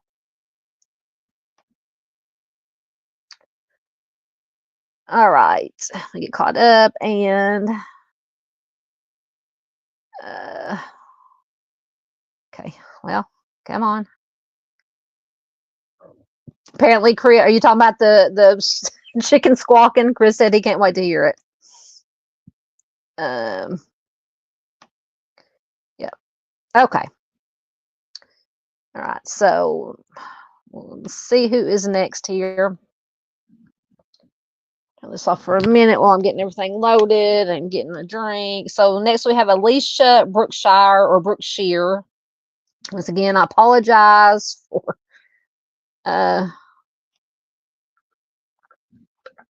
if I'm not pronouncing it correctly.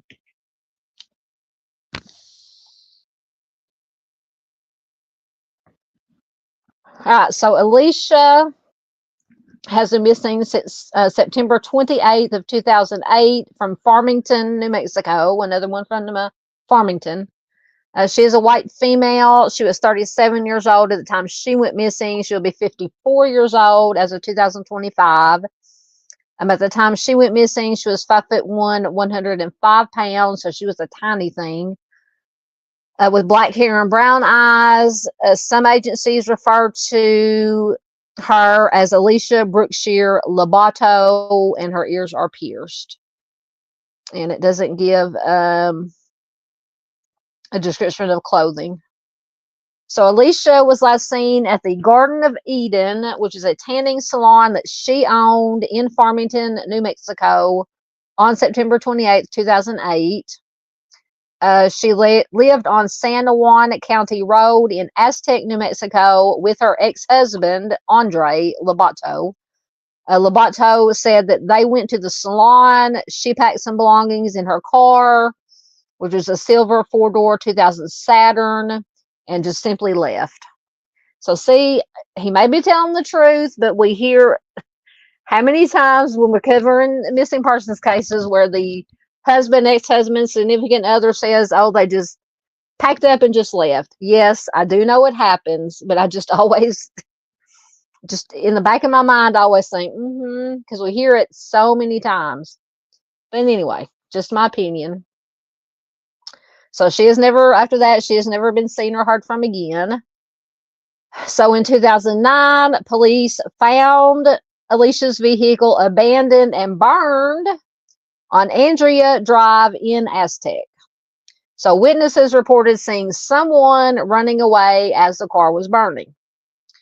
The car had a different license plate, but the VIN number or the VIN was the same. Investigators determined that the car had never left Farmington following Alicia's disappearance. So her husband, what was his name? His first name, Andre, never reported his ex-wife missing. Alicia's sister stated that she notified the Aztec Police Department of Alicia's disappearance about 6 months after it happened, but the police have no record of a missing persons report being filed. So once again, no missing persons report. So the mistake, so she went missing in 2008. So this mistake was not rectified until January of 2011. So 3 years, right? About 3 years. When one of Alicia's cousins reported her disappearance to the San Juan County Sheriff's Office. So by this time, or by the time this formal report was filed, it had been over 2 years since Alicia went missing. So in September of 2007, which is a year before she went missing, a year or so before she went missing, Alicia's ex-boyfriend, Joseph Marin, gave her a check for about $2,200 in payment for work that she had done for him. They agreed that she would not cash it for whatever reason. In October of 2008, which was over a year after Alicia went missing, someone cashed the check.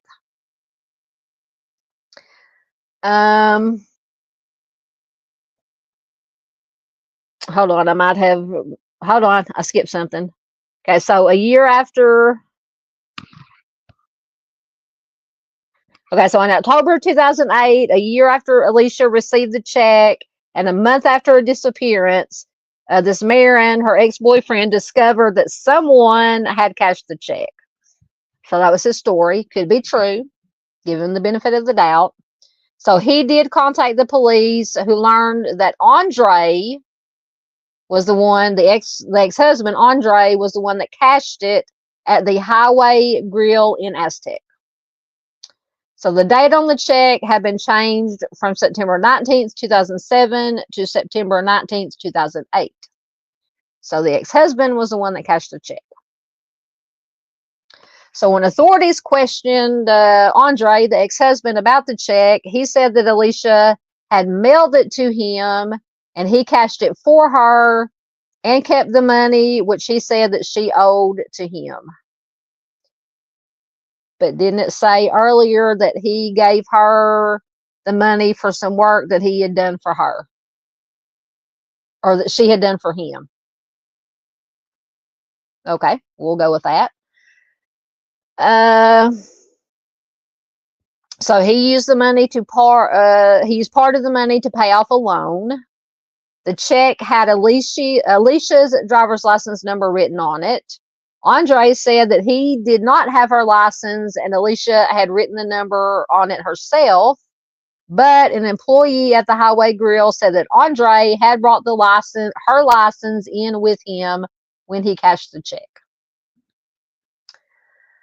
So Andre also cashed another check to Alicia from Marin, the ex-boyfriend, worth $1,000 after Alicia's disappearance. And investigators believe this check was also altered. He initially deposited the money in Alicia's bank account, but withdrew it all within 2 days. I know everybody's got, I already see on my phone. Miss Barb has got lots of red flags. So Andre, the ex-husband, was charged with fraud and forgery in connection with the 2 cash checks, but those charges were later dropped for lack of evidence in December of 2011. So he has not faced charges. He has not been charged with anything regarding Alicia's disappearance, and authorities are uncertain as to what happened to her. Well, in my opinion, just my opinion, I think I have a pretty good idea of what might have happened to her. Once again, just my opinion. I'm not saying, just saying. She has 2 children, and she and Andre had been divorced since 2001, but it said that they were living together still at the time that she disappeared in 2008. So I had to go back up. Yeah, 2008. So since Alicia went missing, there has been no activity on her social security number. It is uncharacteristic of her to be out of touch with her sister. Before she vanished, they spoke to each other nearly every day, and her case remains unsolved. Like I said, I definitely have thoughts, opinions about this case. But if you do have any information regarding this case, you can call the San Juan County Sheriff's Office at 505-334-6622. Let me see what I had on her.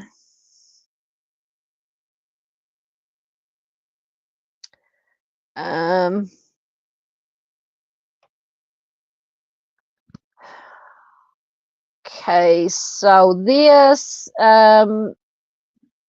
article is from KOB.com. Beyond the case, Alicia Brookshire or Brookshire. Sorry, I keep scratching my nose, but it is from oh man, no, it's a video. Dadgummit. It probably won't play. Let me see if I had anything else.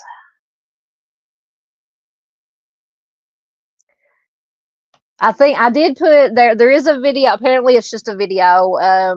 The link is in the description box under Alicia's name, so you can feel free to watch it. I will try to play it on here, but it probably won't work because of my farm signal. Apparently that was all that I found. I thought it was an article. At any rate, in my opinion, just from the Charlie Project information, I think in my mind I have a pretty good opinion. Once again, my opinion of what possibly happened to her. But let me check out your thoughts and opinions. Get a drink, make a puff.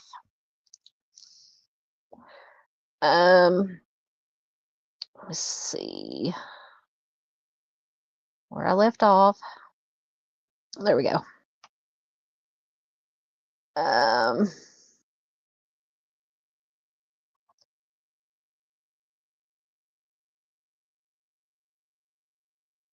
Oh, Doodle says my baby starts school soon, and I'm so sad he's 10. But my baby, oh yeah, it does. It doesn't matter how old kids get; they'll always be your babies. Yeah, schools are fixing to start around here. I'm in Arkansas for anybody who may not know. I think they start maybe next week, within the next week or so.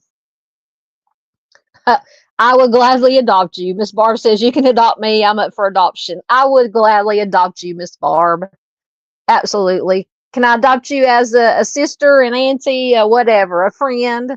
We're friends anyway. I'll adopt you as something.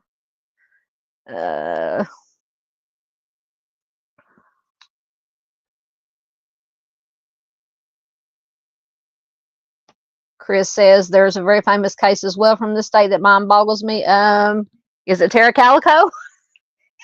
If so, I think that's the next one we're going to talk about. Although that one did get national attention, but I did include it because, yeah, I don't know if that's the one you're talking about or not, but yeah, that's the one, the Lee Calico case, the one with the infamous Polaroid picture that some people think say that is her. Brady says, I'm telling you, Farmington is rough. Yeah, I think we've had, what, about 3 cases from Farmington tonight? Just out of these 7 that I've got. Yep, Doodle says, it's so sad. These ladies are always in danger. Absolutely. Yeah, there's Farmingtons everywhere. Yeah, Mustang says there's a Farmington in Arkansas, too. Yeah, there's a Farmington, Minnesota. Oh, that is the one you were talking about? Well, guess what, Chris? We're going to talk about that one. I think it's next. Yep, that was next when we get to it. Let me get caught up on the comments. Yeah. So Sunday says, Doodle, maybe you can set up a choir with the chickens. Is there a Farmington, Missouri? Yeah, there's Farmingtons everywhere. Oh, goodness. Doodle says her rooster sounds like he has COPD, so it won't work. Oh, goodness. I don't even know what to think about that comment. What?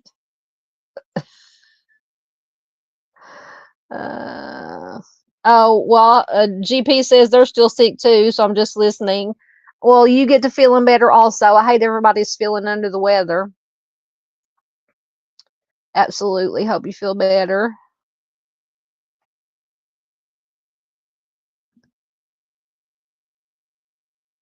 Yep, there's Miss Barb's red flags for Alicia's case. Yeah, like I said, Miss Brady says she's listening but eating late dinner.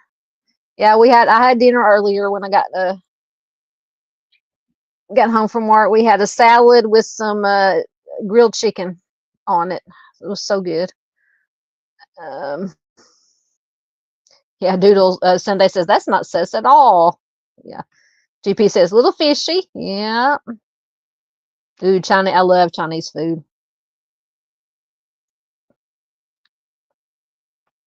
Sunday says not been charged for check fraud either. Let me oh,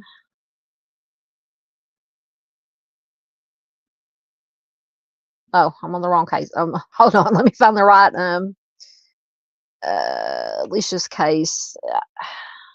Yeah, I think he said that he wasn't charged. Hold on, let me go back just to make sure. Sorry, I got a gnat flying around here.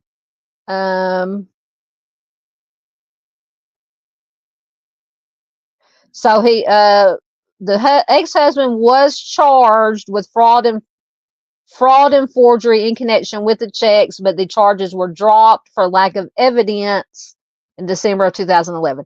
So the evidence, because it said the employee, because he tried to cash at least one of them at this Highway Grill, and the employee said it was him and that he brought Alicia's driver's license in with him when he cashed the check. So is that not enough?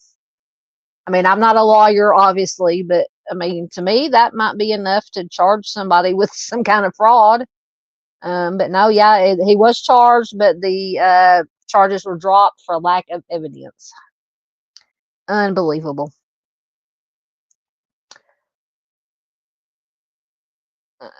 Apparently not. Sunday says, I'm sorry, but did they even look for her? I don't know. It didn't say. But was this the one? Let me go back and so this is the one.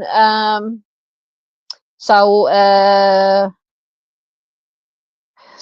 the car was found later abandoned and burned. Someone reported seeing somebody running away from the car.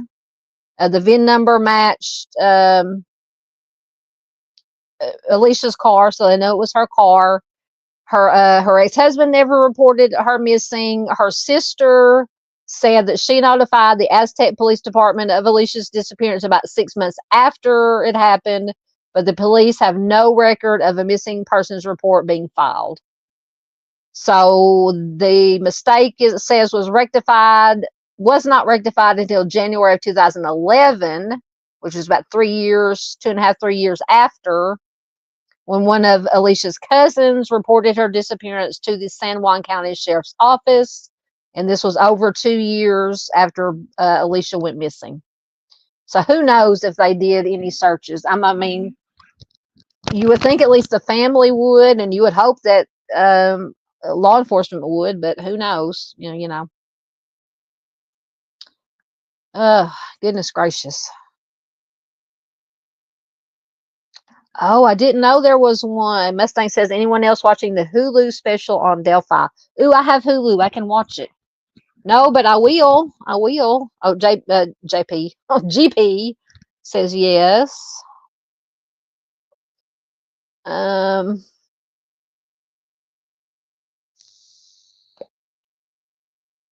Doodle. You talking about your son? Says, I have 5 air tags in his stuff, shoes, tags on his shirts. Absolutely.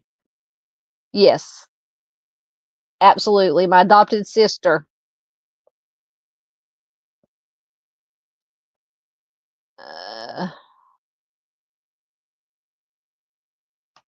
Absolutely. Let me know. Chris says, I can think of another 2 cases that are mind-boggling. Oh, who cares if the school approves? You do what you got to do, Mama. Brady said, "So I'll trade you my Farmington for yours." Where is I actually didn't know that there was a Farmington, Arkansas. Whereabouts is it, Mustang? What part of Arkansas is it in? Oh yeah, the West Mesa Bone Collector, another case that I'll not mention here. Okay, you can message me. Yeah, but I don't think they've ever caught anybody for the West Mesa.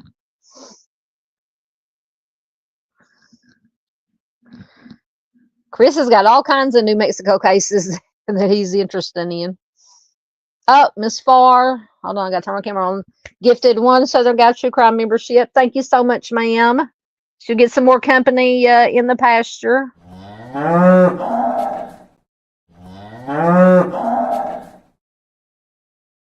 Thank you so much. It's very much appreciated. I can't see on this side, you guys. It should pop up on the StreamYard or the YouTube side who got the membership. Oh, everything just jumped. Yes, thank you so much, Miss Farr. Oh, was it Miss Barbara? Yes. Did Miss Barbara get it? Farr says, welcome to the paddock, Barbara. Our Barbara. Excellent. Chris says there's the Los Cruces bowling alley homicides. I may have just skimmed over that one. I'll have to look into that one. Oh, Miss Barbara. Miss Barbara got the membership. Excellent. Yeah, Farr says, don't be secret about it. Farr says, Barb, secretly happy you got it. I'm openly happy Miss Barb got it. She deserves it. All right, Romero, you send it to my email. I will look at it definitely. Oh, absolutely. Absolutely. I don't blame you. Yep. Yay, Miss Barb is a member. Paula says she was watching some political I can't talk. Documentaries. Okay, so Farmington, Arkansas is up here by me, up here by Mustang, outside of Fayetteville. Okay, gotcha. I said the only time I go up in that part of the state is to Fayetteville when we used to go up to the Razorback games, like maybe once a season. We would go up to a Razorback game. Yeah, absolutely. Congratulations.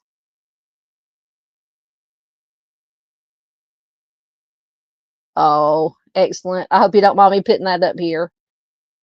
Brady says, my baby is autistic too, ADHD, SPD, digestive issues. Is born a little peanut, 2.5 pounds. My baby's sister-in-law that passed away, unfortunately, not too long ago, she was a preemie. She was about that big or little when she was born.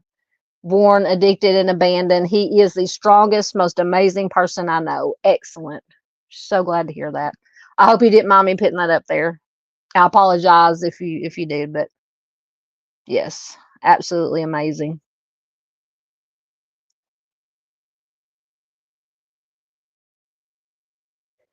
Oh yeah, the other day was Miss Barb's birthday.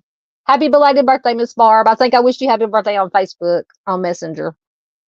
Yep. Doodle says Barb turned 21 the other day. We have to watch her now. I know. These kids these days, we got to watch them. These young adults. You're not a nerd, Romero. You're not a nerd. Yes, it's always good to use anything for good. He says he uses his knowledge for good. Excellent. Oop, everything just jumped again. There we go. Yep. Miss Barb may have a little wild streak in her, just a little.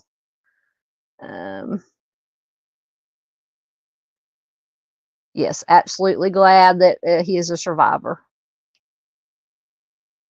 Thank you. I just put it up there before I even thought. I'm like, oh, they may not want, but yes. So that's kind of, I'm talking about my youngest nephew who was adopted. He came to us when he was 8 from a very bad situation, and he's 18 now, and he's thriving. He's come so far. He still has problems sometimes, and then he's a normal teenager. But yeah, he came from a very bad situation, but he's doing really good. Doing really good. Oh,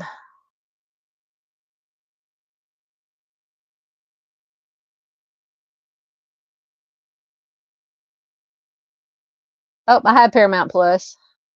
Yeah, I watched true crime documentaries. I don't watch a whole lot of political stuff. Now, I do sometimes go down just for entertainment and just to find out some stuff. Go down conspiracy rabbit holes on YouTube. But you find out not to get in. We may have to do a conspiracy theory live stream at some point, a fun one. But things that were 30, 40, 50 years ago, that when it came out, when people started questioning, you're a conspiracy theorist, now 20, 30, 40 years later, it's proven that the conspiracies were true. So you never know. Anyway, I'm not going to go down my conspiracy theory rabbit hole right now. You're most welcome, Miss Barbara.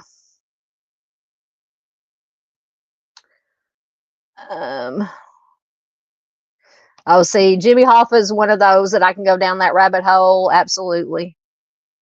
Who are you talking to? I'm not from New Mexico. I don't know if you're talking to me. I'm from Arkansas. Yeah, we all have that wild streak. Yep. Chris is from Kansas. Absolutely. The Brady says that he is a blessing. God made him special for me. Absolutely.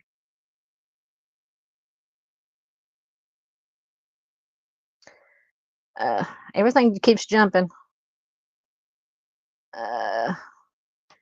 Paula says, love that idea. What a conspiracy theory live stream. I'm telling you, I can go down some conspiracy theory rabbit holes on anything, on government stuff, on entertainment, Hollywood, music, anything. I can go down some conspiracy theory rabbit holes. Yep. Get your tinfoil hats ready. Instead of get your popcorn ready, get your tinfoil hats ready.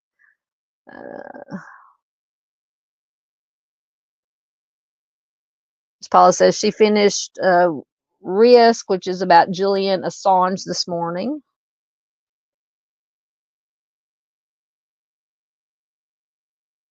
Uh-oh. We'll be thinking about you. Miss Brady says she has to go. Important calling from a family member of a missing person. Doesn't sound good. Thoughts, prayers, good vibes. We hope everything is okay. Thank you for being here, Miss Brady. Once again, everybody, if you haven't already, check out Stolen Spirits, YouTube, Facebook. We're glad you're doing good, Romero. Absolutely. Or did she say? Okay, okay. Oh yeah, I can go down the Kennedy rabbit hole also. Yeah, we might have to do that. I might be able to do a live stream, True Crime After Dark this Friday. So we might have to do conspiracy theory. Just put hands up in chat, anybody, or if you're watching replay, comment if you'd be interested in having a little fun with some conspiracy theories. All right, we'll get caught up and we'll get back to business. Yep, I do too. I have my theories about that JFK case. Yep. Romero says it's only conspiracy until proven correct. You're absolutely right. Mustang said there are some creators I feel I need a tinfoil hat to watch. Let's see. I'm almost caught up, I think.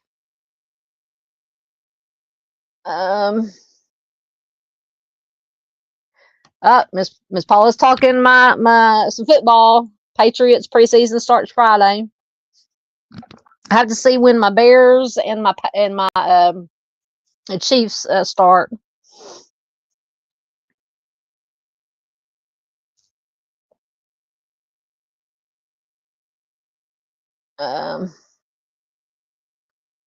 Duda was going to grab her armadillo helmet and get ready. I'm telling you, when I get bored at night or can't sleep, I will get on YouTube and go down some conspiracy theory rabbit holes until I just pass out. Yes, safety first. Okay, well, we'll get back to business. All right. So next, yes, Lee Calico. I'm sure most of us have heard of this case. Did obviously get national attention, and you know, we have the smaller picture. There's the infamous Polaroid that was found. Can't remember exactly now where it's found. It'll tell in the. But yeah, this.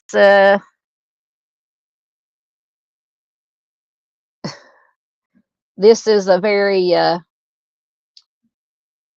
obviously horrible case, but yeah, just lots of weird stuff in this one. So let me get her project or Charlie Project information up first. So this is Lee Calico. Tara went missing on September 20th, 1988 from Belen, New Mexico. She's a white female. She was just 19 years old when she went missing. She would be 56 years old as of 2025.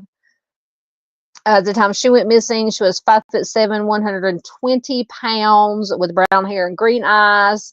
She has a large scar on the back of her right shoulder and a scar on her calf. She has a dime-sized brown birthmark on the back of one of her legs. She has a lazy eye. She has a cowlick on her right temple, and she has previously had braces on her teeth, and her ears are pierced. She was last seen wearing a white t-shirt with First National Bank of Belen written on it, white shorts with green stripes, white ankle socks, turquoise and white Avia sneakers, a gold butterfly ring with a diamond insert, a gold amethyst ring, and half-inch gold hoop earrings.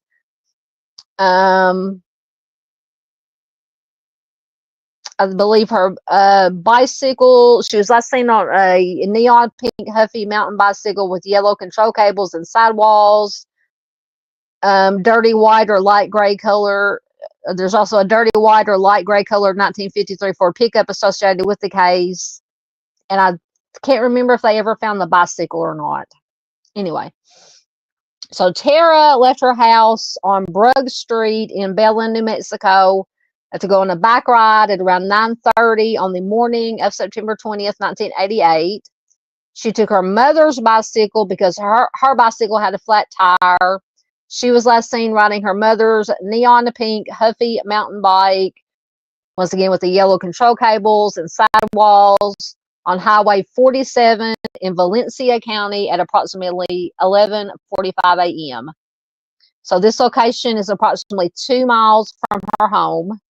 She has never been seen or heard from again after that.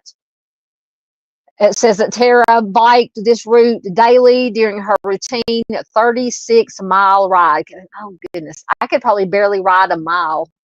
But apparently she routinely, daily rode 36 miles. Witnesses saw a dirty white or light gray colored 1953 Ford pickup truck with a white handmade camper shell on the back. They said it was following Tara during her ride.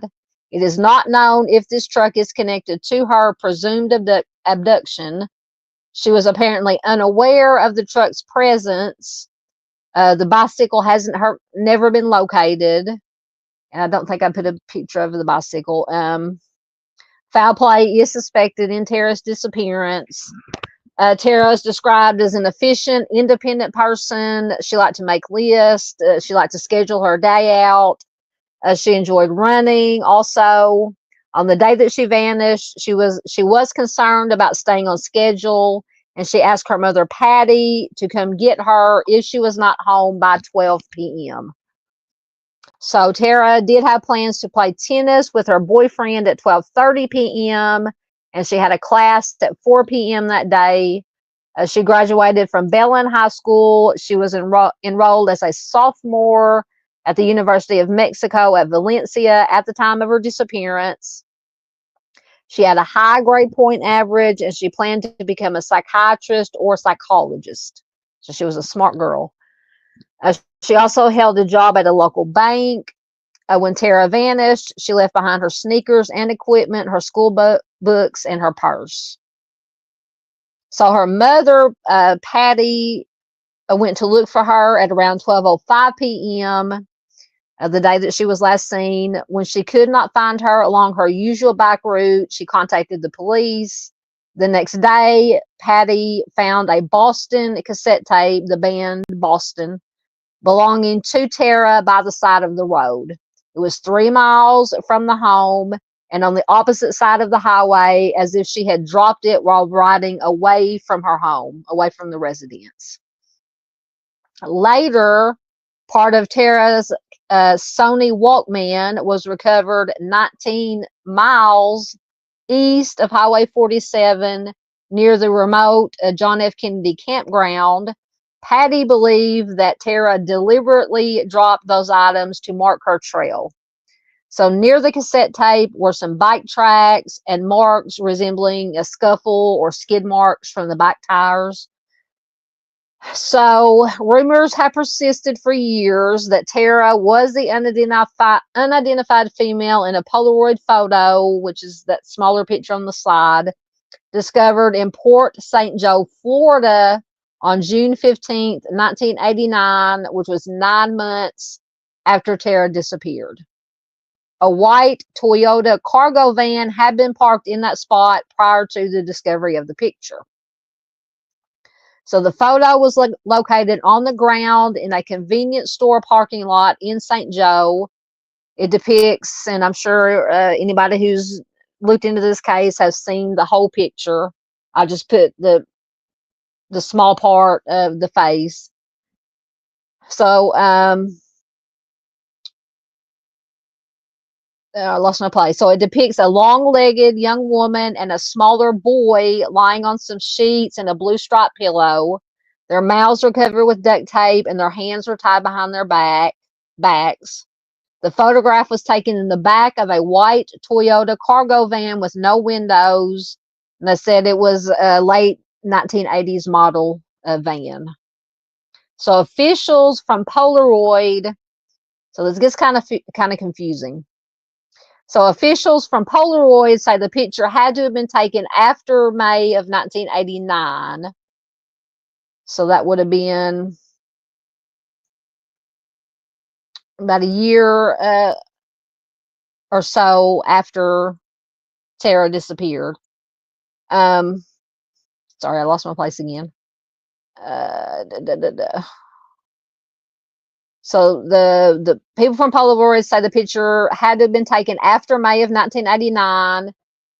That type of film was not available until that time. A copy of the V.C. Andrews novel, My Sweet Audrina, a plastic cup, and a squirt gun are also visible in the photo. It says that V.C. Andrews was Tara's favorite author. What are those? I read those series of books that V.C. Andrews wrote about the kids in the attic. I can't think of the name of the books right now, but I've read that series. So there is apparently a phone number written on the spine of the book, but some of the digits are unreadable. And experts say it could be a possibility of 300 possible numbers. They said 50, I guess they went through all these numbers, and 57 of those numbers are valid. So authorities believe that the girl in the photo was seen walking along the beach in Port St. Joe shortly before the Polaroid was located. Witnesses said that the girl was accompanied by several unidentified adult Caucasian males who appeared to be giving her verbal orders. An unidentified boy was also pictured in the photo. Both he and the girl were bound and gagged. The girl's photo and a computer generated, so they included that on the Charlie Project. So if you want to see all the pictures, you can Google them actually, or they do have them on the Charlie Project page. So some people believe that the boy in the picture was Michael Henley. He was the 9-year-old boy who vanished in April of 1988 from that same area of New Mexico that Tara disappeared from. So apparently his mother was convinced. She identified the boy in the photograph as her son. His remains were found in the Zuni Mountains in 1990. And I think, if I remember correctly, they basically said that he passed away from exposure. So the FBI examined the photo and cannot determine whether the girl in the picture is Tara or that the boy was Michael Henley. It says the girl's hairline and ear are similar to Tara's, and she does have a mark on her calf similar to a scar that Tara got from a an injury from a car accident. It is not known whether the photo was staged or whether the boy and girl were being held against their will. So apparently two other similar photographs have surfaced over the years. One Polaroid made on film that was unavailable until late June of 1989 was found near a residential construction site in Montecito, California. It depicted a girl's face with her mouth covered by duct tape. It says the image was blurry, but Tara's mom said that she thought the girl in the picture was her daughter. It said that she has a cowlick on her right temple like Tara does, and she also had a lazy eye like Tara had. And the blue striped fabric that the girl is lying on is similar to the pillow in the first photo, the one that was taken inside the van. So the third Polaroid photograph was shot on film that was not available until February of 1990. And this one shows a woman loosely bound in gauze, wearing large black framed eyeglasses with her eyes covered in gauze. There's a man sitting next to her on the passenger seat of an Amtrak train. So to me, this one is, in my opinion, doesn't have anything to do with the other ones. So Patty, Tara's mom, is not sure whether the girl in that photo was Tara, and that she believes this photograph is just a joke, a cruel joke. And I tend to, because it's so different from the other two, or the other ones that were found. So police do have information that Tara was approached by two teenage boys on the day of her disappearance. And so the police think that these two boys accidentally hit Tara with their truck while they were following and harassing her.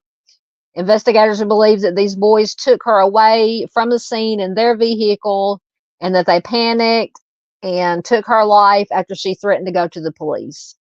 Several other individuals may have been involved in covering up the crime. So to me, that would make, obviously the photographs are intriguing, they're interesting, but in my opinion, this scenario that the police have about possibly these two boys were following her, probably, harassing her, catcalling her, and maybe accidentally hit her and then panicked and, took her life. To me, that would make more sense, but that's just my opinion. So this information about these two, the two boys possibly, hitting her has not been confirmed. No suspects have been publicly named or identified. Authorities believe that Tara's body is probably in the same general area that she went missing from. So Tara's mother and stepfather continued to live in the house where they had lived until 15 years after Tara disappeared. They then moved to Florida. Unfortunately, Tara's mother, Patty, passed away in 2006. and her biological father passed away in 2002. But her stepfather and siblings are still alive, and her case remains unsolved. So yeah, this is one case that's always intrigued me. Like I said, and it could very well possibly be Tara in the photo. We don't know one way or the other, but the scenario also, like I said, that the police came up with about, the possibility these teenage boys following her and harassing her and then accidentally hitting her and panicking, and that makes sense to me too. So, but regardless, if you have any information regarding Tara's case, you can call the Valencia County Sheriff's Department at 505-865-9604 or the FBI Albuquerque office at 505-224-2000. Let me see. I know I was able to find 2 articles. One, of course, discussing the photo, the Polaroid, and then one that supposedly there were some new leads. So let me get a drink right quick before I start reading again.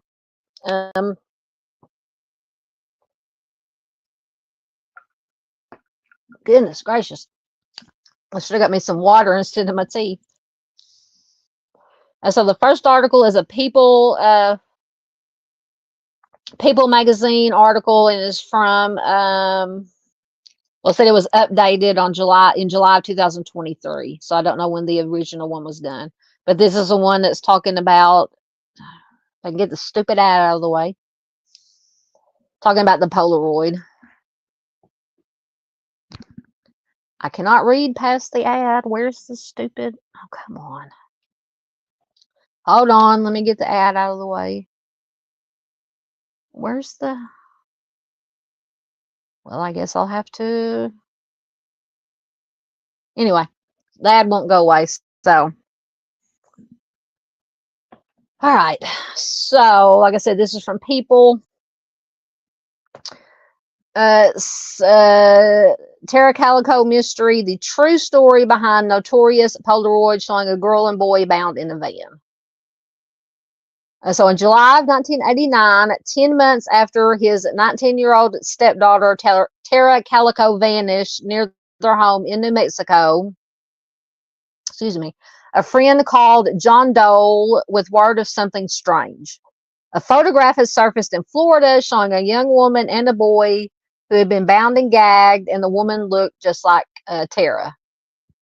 The image, a color Polaroid in good condition, discovered by a woman in a convenience store parking lot, made national news. Both apparent victims faced the camera, their mouths taped and arms pressed together behind their backs as though tied up. It appeared that they were in the back of a vehicle, perhaps a van, and seemed in obvious distress. Who were they? Were they really captives? Was the photo a clue to Tara's fate? These questions have lingered for decades, ever since Tara went missing on the morning of September 20th, 1988, during her regular bike ride in Valencia County. Tara's mom, Patty, believed until her death that the photo showed her daughter.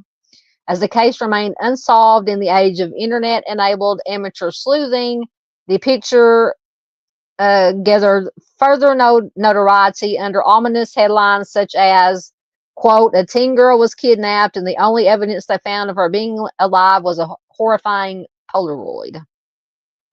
Authorities, however, were never sure the photo was connected to Tara's case.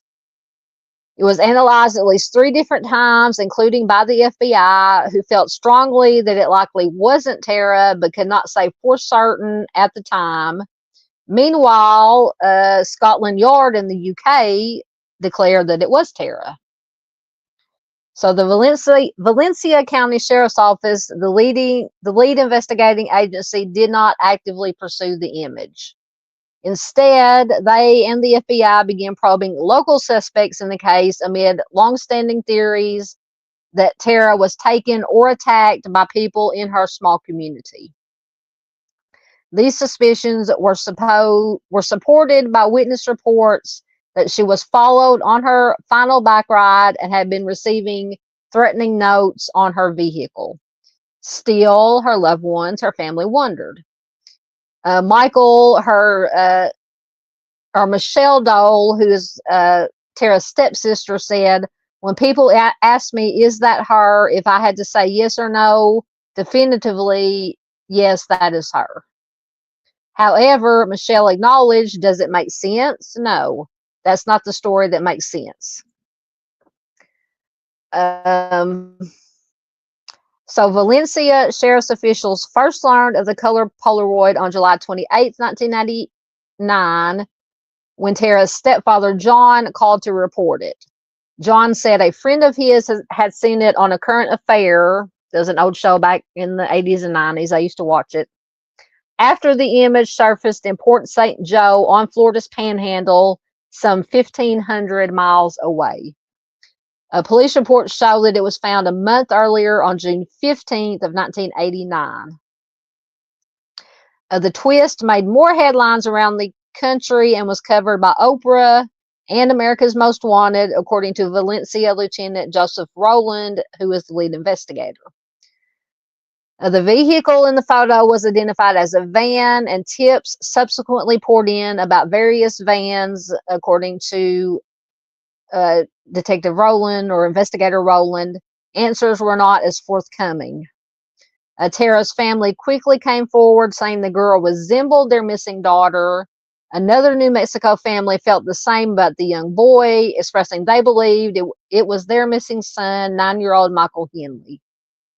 This is according to Investigator Rowland.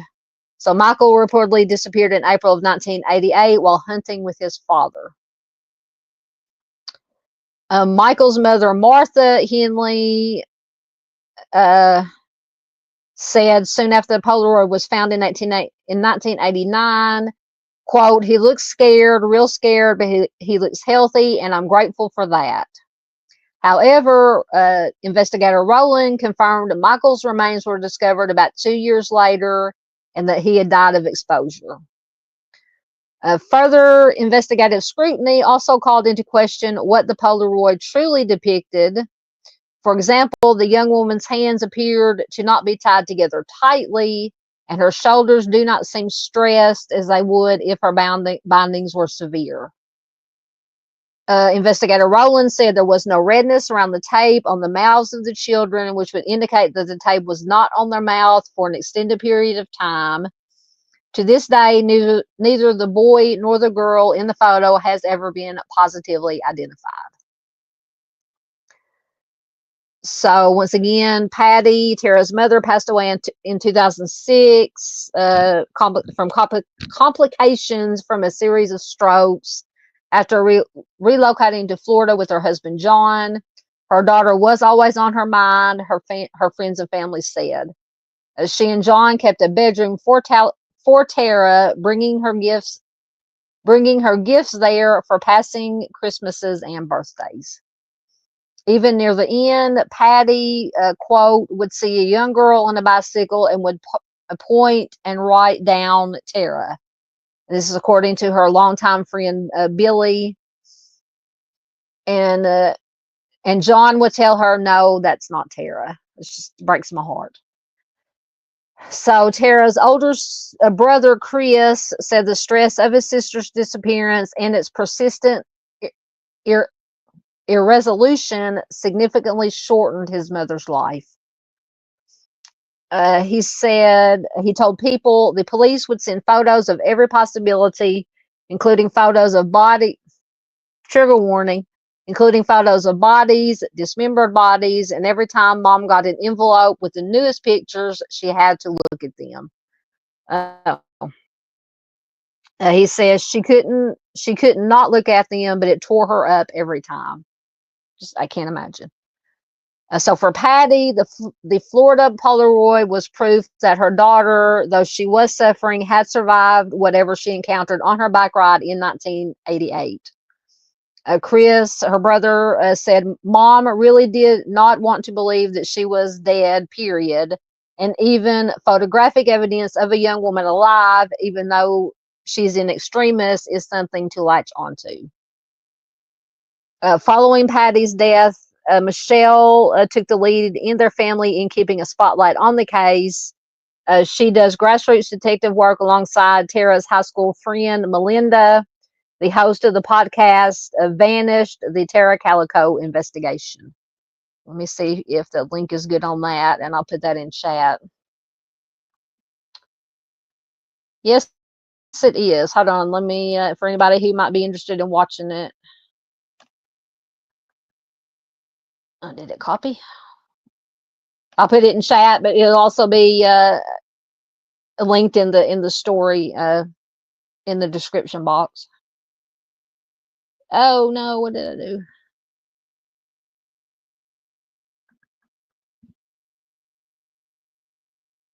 Oh man, hold on. I'll put it in.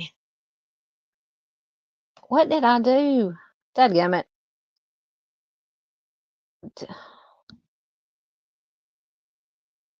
Okay, there it is. I thought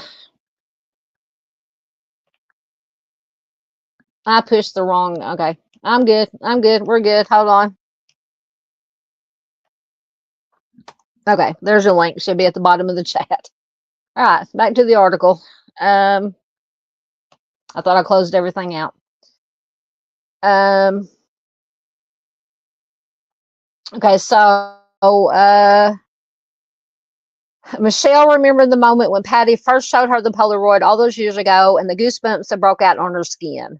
Though she said she knows authorities believe they're looking in more fruitful direction than investigating the photo, and realizes there are good reasons for this, she still questioned what if. Absolutely agree. It could be Tara. Who knows? Michelle says, I still look at it and it looks exactly like her. Exactly. But it doesn't make sense. It really does not make sense. So on June 6, 2023, Valencia County Sheriff's Office stated in a press release that they had made substantial progress in the joint investigation with the FBI into Tara's disappearance, per a Valencia County news bulletin. Excuse me. Investigator Rowland told The Sun on June 28th, quote, law enforcement believes they have identified the offenders associated with Tara Calico's disappearance. We are seeking to charge and arrest the offenders. New evidence was found stemming from investigative work in October 2020 to present. Investigator Rowland added, the district attorney's office has assigned a team of prosecutors to review the investigation. This case has obvious challenges due to its age and circumstances. Legal experts are currently being briefed and caught up on 34 years of investigative work. Any suspect names and details about the evidence have remained sealed, and the detectives were still asking the public for any information. The FBI also confirmed that the girl in the mysterious Polaroid was not Tara. Escobel, I don't know who Escobel is. And one of the law enforcement referred to Tara's case as, quote, a huge misjustice, and worked with her own team to investigate the disappearance. She told The Sun that she hopes that, quote, now the right people are working this case so justice can be served. Once again, if you have any information about Tara's disappearance, contact the Valencia County Sheriff's Office at 505-866-2400 or the FBI at 1-800-CALL-FBI. Or you can go online at tips.fbi.gov. So I think, let me see if this other article went into any detail about these leads that they had.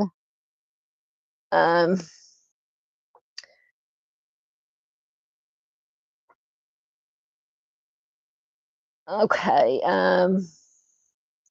So this is from KOB.com. It is from September of 2023. It says, there for 1 minute, gone the next. For 35 years, the disappearance of a Valencia County teenager has stumped detectives until now. Just 3 months ago, investigators made a huge announcement. Valencia County Sheriff's investigators said that they know what happened to Tara Calico and who took her life, but can they prove it? The case, including those persons of interest, went to the 13th Judicial District Attorney's Office for review in June. Once again, this is in 2023. Since then, officials with the office said that they have put together a team of attorneys to go through the 35 years worth of files to see if there's enough to criminally charge anyone. So it goes into the disappearance.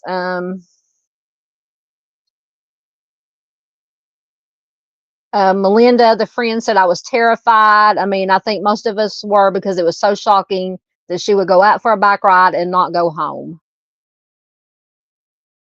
So Melinda was a classmate and a friend. She was just 18 when her sense of community changed. Almost immediately, she said her mind went to Deborah Lansdale, another young woman who disappeared almost to the day just a few years earlier. Lansdale has never been found. Melinda said it was like what's happening in this community where a second girl has gone missing.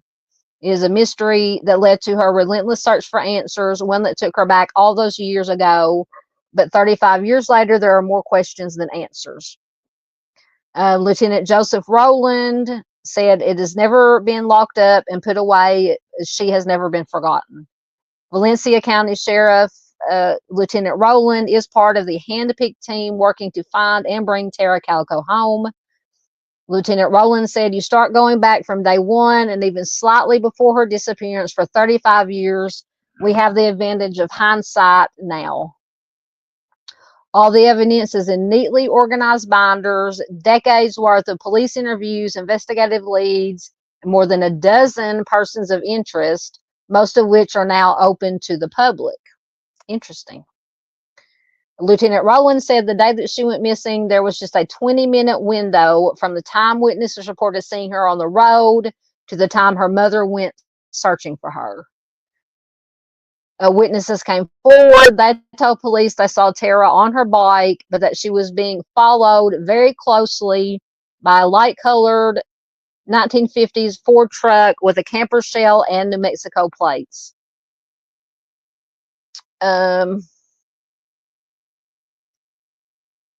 So Baron Freeman, who's one of the original witnesses during a recorded interview with the detective, says, quote, once I passed her, that's when I first focused my eyes on the so-called escort vehicle, and that's when the hair stood up on the back of my neck, and I said, wait a minute, this does not look good.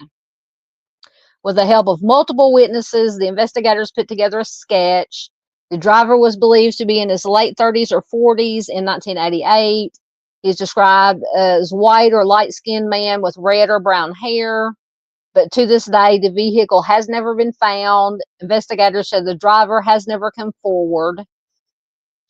At the time of her disappearance, law enforcement, FBI, friends, and family fanned out searching in and around the Mesa off of Highway 47, where witnesses say they last saw her. Hold on. Sorry, I got to get a drink. Edmund Pierce says it really drew the community together in a way that I had not seen before. Pierce was a local freelance journalist who broke the story. He says, in one way or another, Tara's story touched so many people because she was a classmate and athlete. She worked at the bank part-time. She was a college student. She was a neighbor. When you live in a small community like that, it's hard not to care about one of your own. Ray Flores was the original investigator who says Tara's story still weighs on him.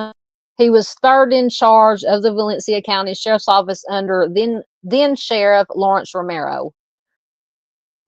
He says, I solved just about everything that came my way, and this is one of the few cases I did not solve.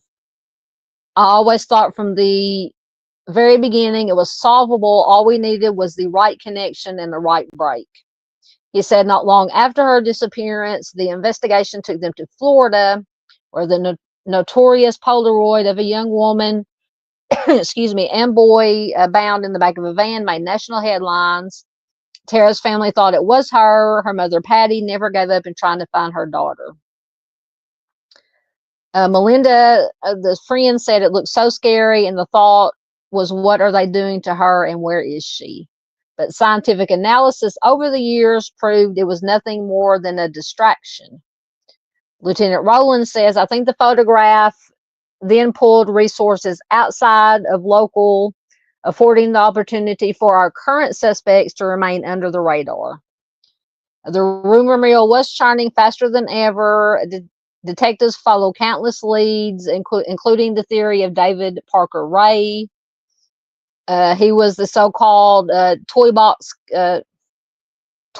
killer. The so-called toy box killer's family had a ranch not far from where Tara disappeared.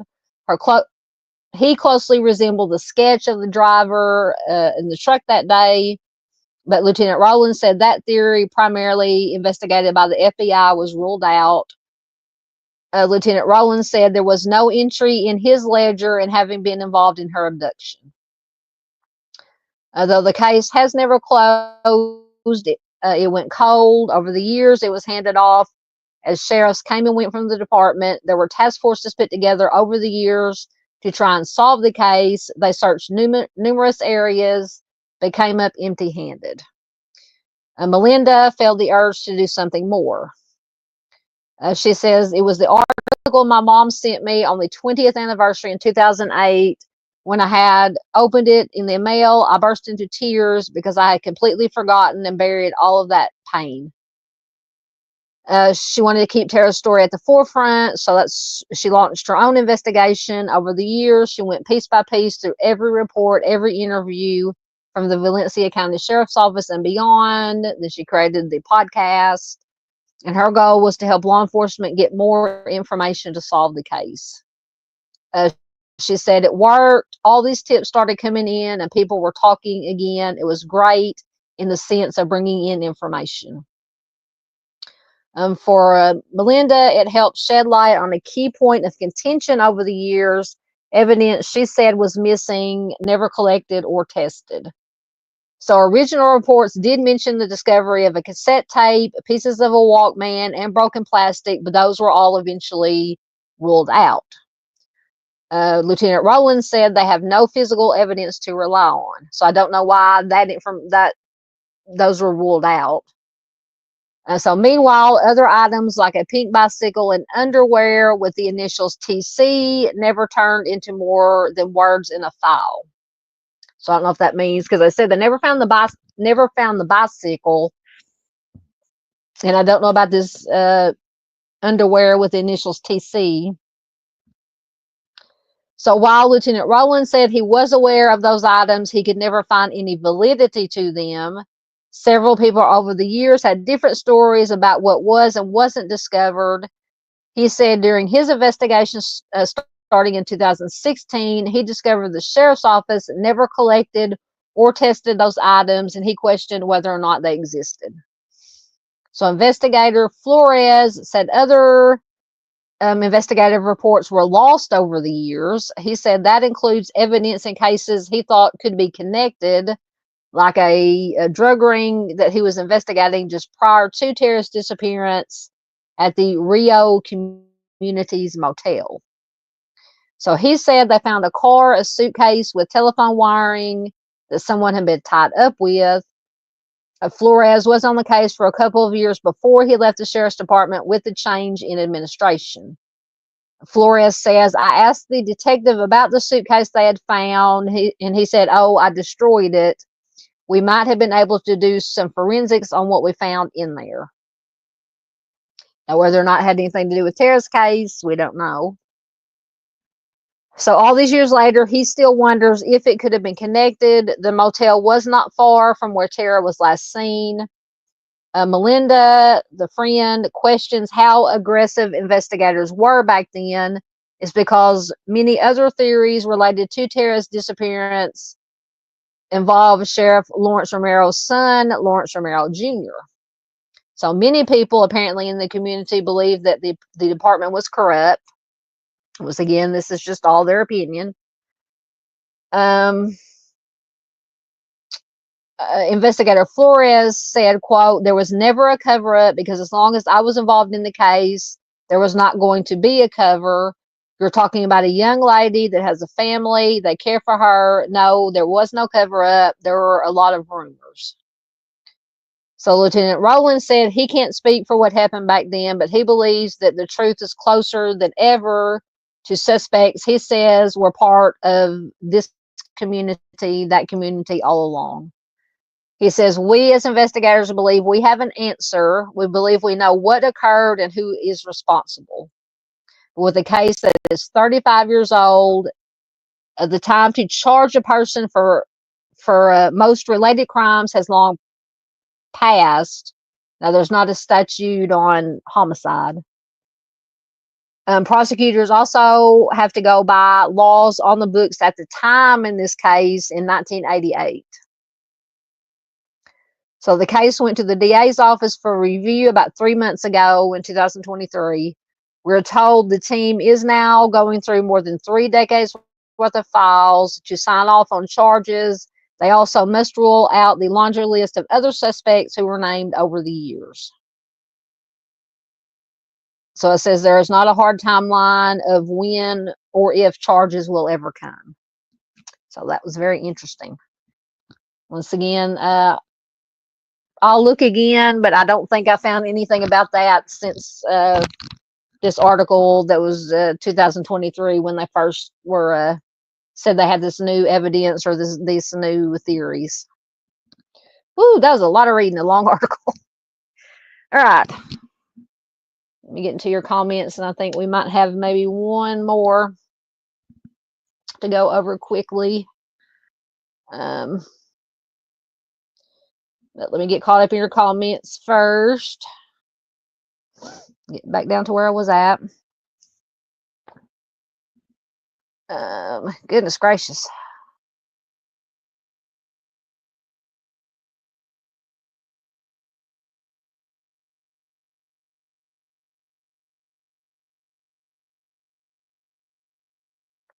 Okay, here's where I was at. All right, I had to go back a ways. All right. Let's see. Let me get another drink.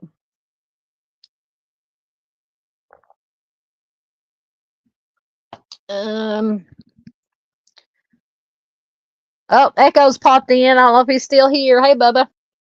If he's still here. Welcome to Echoes. I'm assuming nobody has put Echoes in timeout yet.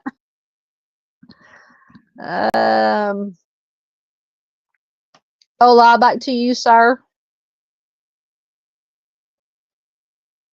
Oh, I know the dino nugget. Yeah, the dino shaped chicken nuggets.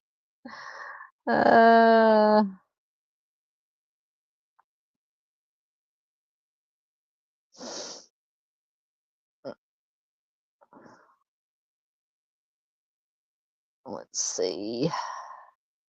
Oh, Lord. What was Romero talking about? I'm not sure either. I'm just now getting caught up on comments while I was reading that 2 long articles here.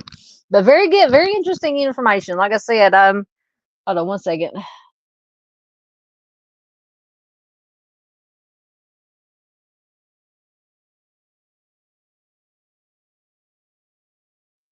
Sorry, I had a sneezing fit coming on.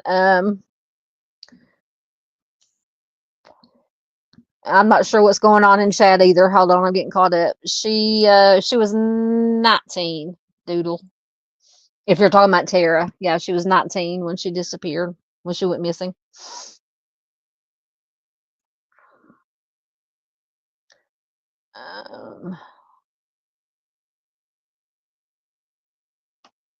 Yeah, Doodle says that's heartbreaking. Didn't think it was of her. Mm-hmm.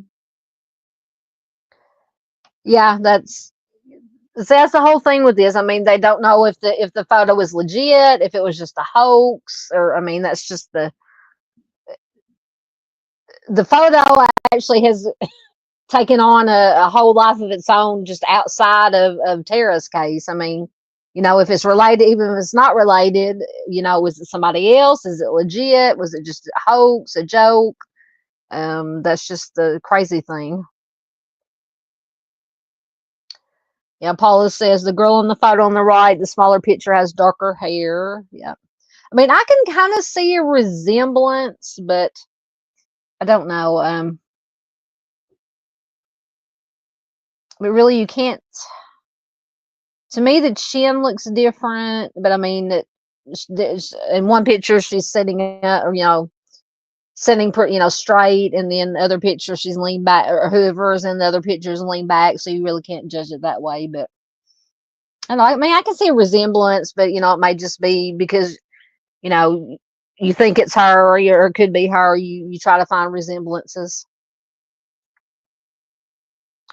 Doodle says, makes you wonder if this is around the Amy Bradley disappearance.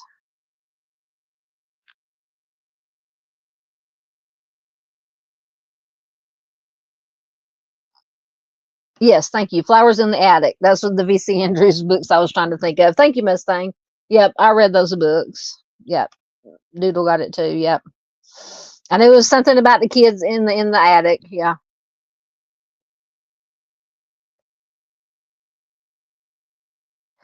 Yeah, we don't know. Was it her in the picture? We don't know. Some people, her mother thought it was, but now it may just been, a parent always obviously wants to believe that their child is still alive, and it could be. I mean, we don't know. That's the thing, we don't know. But her mom believed it was. Law enforcement said no. Some people said yes, some people say no. It's pretty much divided. So, this is definitely heartbreaking. Romero says 47 to my freeway or highway, interstate 47 runs directly through the state. Romero said top to bottom, if not within 15 miles, off-road desert area. I've heard that. Doodle says it reminds her so much of Amy Bradley. I'll have to look at that one again. I know I've looked at it before. Sunday says Serial. Yeah, they mentioned what the toy box killer. What was his name? Roy Parker or whatever his name was.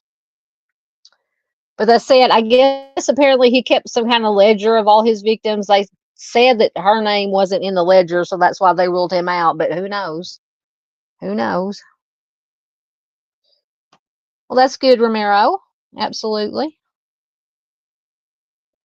Doodle says, do not visit New Mexico. I traveled through New Mexico. We went to get my nephew in Arizona. I don't think we stayed I think we just passed through New Mexico. We just, of course, we were traveling on 40, so we went through Albuquerque, but I don't think we actually stopped anywhere in New Mexico that I remember. But that's been like 3 weeks ago, so who knows?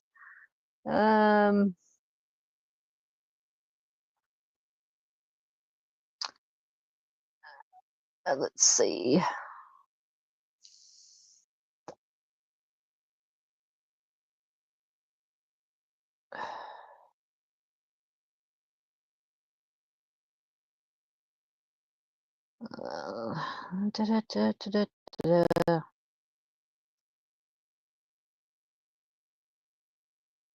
Okay, there's a link to that podcast that Melinda, was that her name? The friend did. That's the link to it.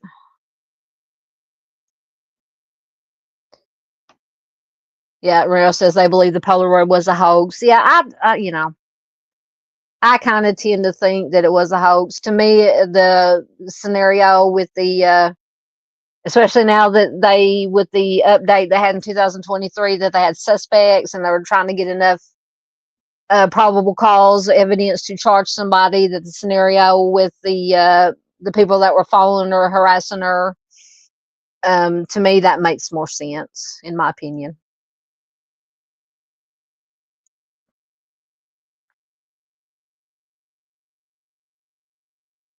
Were you talking about the cases?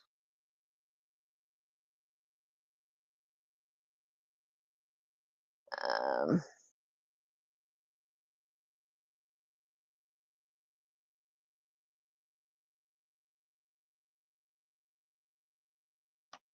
you're very welcome, Mustang.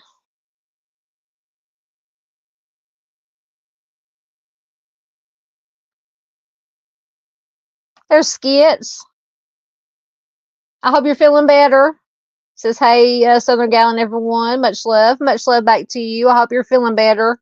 I know when you checked in last time, you said you weren't feeling well.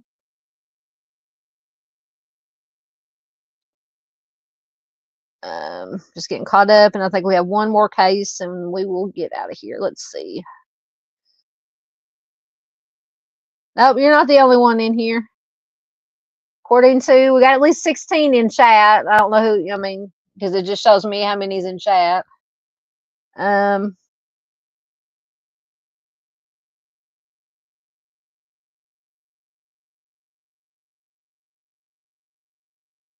Let's see. Yep, Miss Barb's still here. Good to know. Just getting caught up.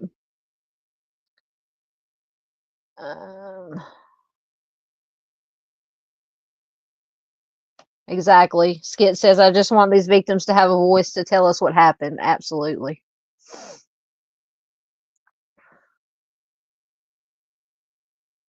Chris agrees. I think we all agree. Absolutely.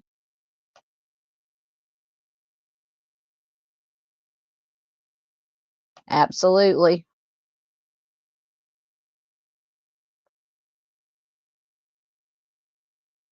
Yeah, that's what that would be interesting if anybody in that area or anybody who could do a FOIA. I don't know, because in that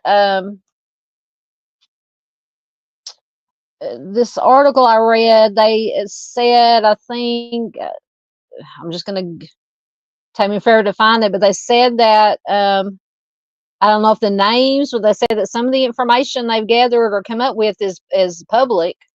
So it'd be interesting to know if they give names or what kind of information is public.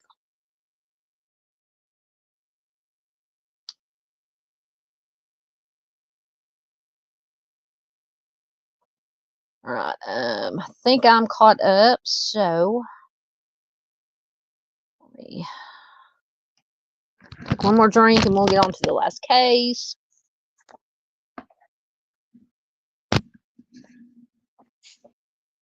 This is Patricia Joan Chesher. Let me get her. Okay. It'll come up. There we go. She's probably the youngest one. So Patricia has been missing since June 17th, 1969. So this is the oldest case, because the one we did earlier was from, I think, 75. She's missing from Albuquerque, New Mexico. She's a white female. She was just 12 years old. She'll be 68 as of 2025. At the time she went missing, she was 4 foot tall, 86 pounds, with brown hair and brown eyes. Excuse me, her nickname is Patty. She was last seen wearing a multicolored plaid dress and sneakers. So Patricia disappeared from Albuquerque at around 3 p.m. on June 17th, 1969. She left her home in the 800 block of San Pedro Drive, Southeast. She was going to sell raffle tickets for the Elks Club.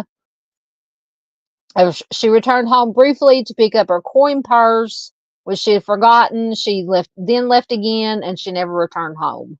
She was last seen by a neighborhood girl who waved to her on the street. So investigators initially assumed that she ran away, as happens in a lot of these cases. And she apparently is still classified as a runaway with some agencies. So her family members never believe that she left of her own accord. She is the youngest of 8 children. She was born in Indiana, and she lived with her mother and some of her older siblings at the time of her disappearance. So the family's next door neighbor is the only person known to have bought one of the raffle tickets that Patricia was selling. She had gotten her coin purse to make change for the $1 that he had given her. He is considered a person of interest in her case. And also, apparently, so is her uncle. So her aunt's one-time husband, who canvassed the neighborhood looking for her after her disappearance. He had previously been accused of essaying Patricia and some of her sisters. So Patricia's mother's boyfriend was at the home the day that Patricia disappeared, but he said he was there at around 3:30 p.m., and her family does not remember him being there until at least 2 hours after that. He never offered to look for Patricia. So all three of these men that were persons of interest are deceased. None of them have ever been named as suspects, just persons of interest in her disappearance. So Patricia's 16-year-old sister broke up with her boyfriend shortly before Patricia went missing. So 2 days after Patricia vanished, he checked himself into a psychiatric hospital, saying that he was upset over the breakup and Patricia's disappearance. So just make of that what you will.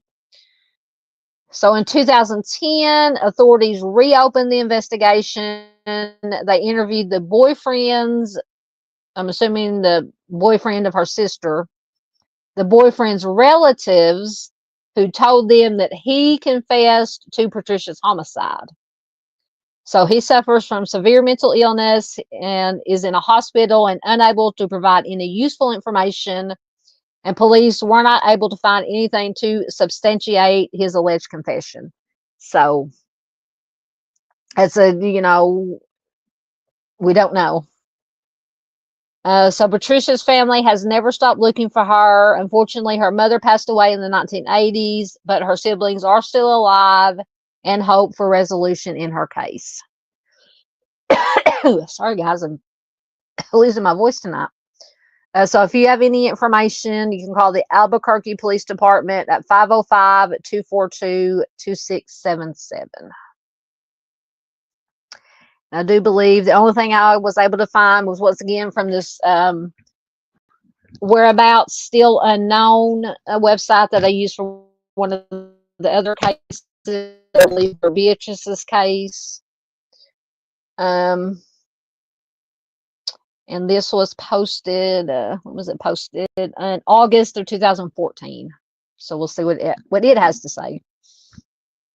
On June 17th, 1969, at approximately 3 p.m., Patty or Patricia walked out of the family home at 821 San Pedro Southeast, carrying a booklet of her older brother's Little Wheels Unicycle Club raffle tickets that she had hoped to sell around the neighborhood.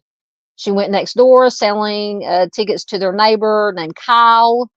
The raffle tickets were 50 cents, and Kyle, I'm not going to give the last name. Well, he's deceased, so Kyle Benton. And Mr. Benton only had a dollar bill, so Patty returned home briefly to get change. She quickly walked out again and has not been seen by her family since. So after canvassing the neighborhood, authorities learned that no other neighbors had been asked to buy a raffle ticket. One woman told police that she thought she had seen Patty barefoot walking down Bell Southeast with an older girl towards Arizona Street. She claims to have followed the girls until they turned onto Arizona Street. And whoever wrote this says, it seems odd to me that a neighbor would follow them, but that was what she said, and this was about 6 p.m. Authorities questioned Mr. Benton since he had been the last person to see Patty. The police stated that he behaved strangely. He became very emotional and stated that he was worried that, quote, this would affect his retirement plans. So it's a very odd statement. So Mr. Benton is not known to have any criminal history.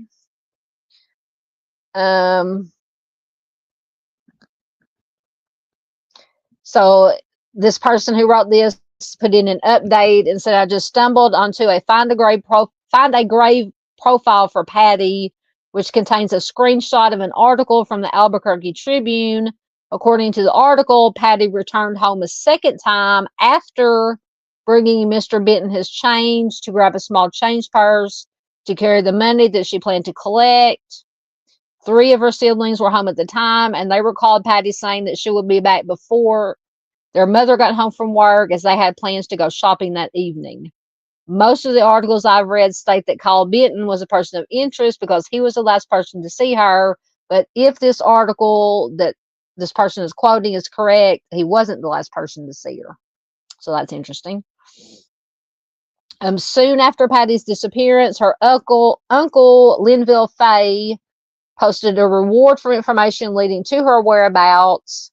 A 17-year-old girl named Babette Renfro came forward and stated that she had seen Patty with a young male hippie described as approximately 18 years old with shoulder-length hair.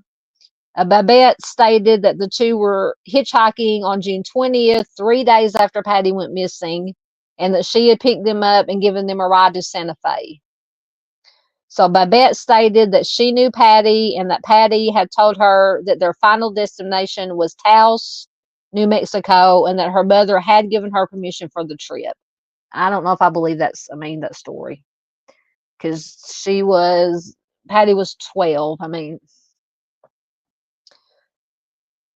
So why would if she was kidnapped, because this Babette said that Patty was with a young male, what she called hippie looking guy, I'm assuming, 18 years old with shoulder length hair. So it could be, but I don't know. So at this point, police declared Patty a runaway, although her family still does not believe that Patty would do something like that. It was later learned that Patty's uncle, who had posted the reward, had been accused in a police report of SA of some of the Cheshire girls, including Patty. Linville was a self-described alcoholic. He was briefly married to Patty's maternal aunt. He refused to take a polygraph test in connection to Patty's disappearance. Patty's mother had a boyfriend named Frank at the time. Frank had told police that he had been in the Cheshire home at around 3:30 on the day of Patty's disappearance. Once again, Patty's siblings recalled him arriving closer to 6. He proposed to Patty's mother the day after Patty disappeared, so that's really not good timing. To propose to somebody after your child, and one day after a child disappeared. He was turned down. He never offered to search for Patty, and he once blurted to friends that they were welcome to check his closets if they thought he was involved in her disappearance. It was odd, as nobody has suggested that he was involved. He just seemed to volunteer that information just out of nowhere. It's a little bit sketchy there, a little bit odd. So the neighbor, the uncle, and the mother's boyfriend are all deceased. However, there is still one more person of interest who is alive, though unable to cooperate. So this was the older sister's boyfriend. So Patty's older sister, Barbara, knew a man named James. He apparently believed that Barbara was his girlfriend, although Barbara had no romantic interest in him whatsoever. 2 days after Patty disappeared, James checked himself into a mental institution for a nervous breakdown. He stated that he was upset about what happened to Patty and about his breakup with Barbara. So the person that wrote this says, remember that all this time, police are still convinced that Patty is a runaway and is taken off to Taos with a hippie. Even though I don't, a 12-year-old taken off with an 18-year-old. The case is cold. Nobody is really looking for her except for the family. Decades later, however, the police are asked to reopen the case as Patty still has not surfaced. Police attempted to contact James in order to question him and speak to one of his family members, or speak to one of his family members instead.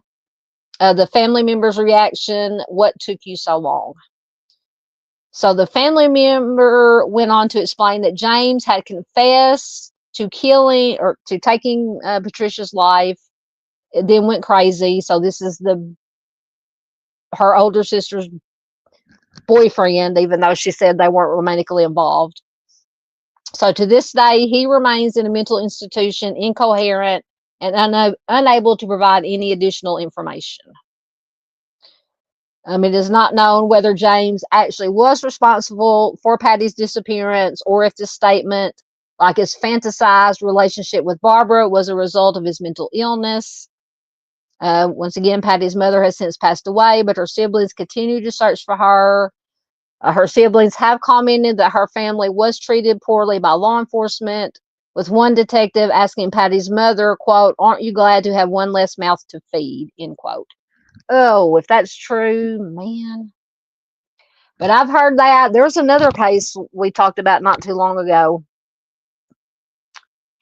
that basically there was a bunch of children in that family, and supposedly, allegedly, one of the police officers said to the mother, "Well, it's one less mouth you have to feed." So the person who wrote this said, "Here are a couple of unidentified does I think should be looked at." It gives into the so this one, which is actually only a few bones, was found in January of 2013. A man was walking through a field searching for his car in an impound lot. When he noticed a bone, he picked it up and continued walking, and then he found another one. Then a third was sticking up from the ground. No age known, but is listed as female and said to have been there for years. They feel she may have been wearing a white colored ring with a design. The field was near the intersection of Broadway and Murray in Albuquerque, approximately 13 miles from Patty's home. And it gives a map. You can, once again, the description, or the link is in the description. The second, which is believed to be the same person as this one, was found in 1991 and 1995, partly on Burleson Avenue northeast in Albuquerque, and partly near Wyoming and Alameda in rural Bernalillo County. The female is estimated to be between 14 and 17 years of age, also believed to have been there for years. This one may have been wearing a camo style locket. So it just gives some does, a couple of does that possible match or possible. Anyway, so yeah, just another baffling case. But to me, they had three. In my opinion, their persons of interest they had were pretty good ones. They had the mom's boyfriend, and then maybe the uncle that had been accused of essaying the girls, and then the older sister's boyfriend. Now it could have just been he's fantasizing or just thought in his mind that he had done it just because of his mental illness, or it could have been he might have had something to do with it because of his mental illness. But they are all three of them are deceased now, so just heartbreaking all the way around. I think that was the last one. Yeah. All right. So, pushing the wrong buttons. All right, let me get caught up in comments and we will get out of here. Get a drink. Man, I apologize for my voice. It's just all scratchy and let me find where I was at. There we go.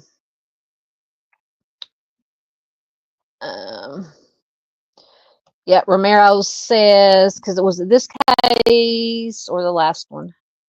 Yeah, so in Tara's case, they mentioned the toy box offender. Romero said serials keep mementos, and the ledger will not miss a single victory in their minds. I tend to agree. Yes.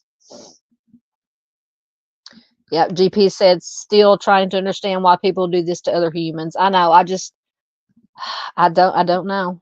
I don't know. Something wrong somewhere. Obviously.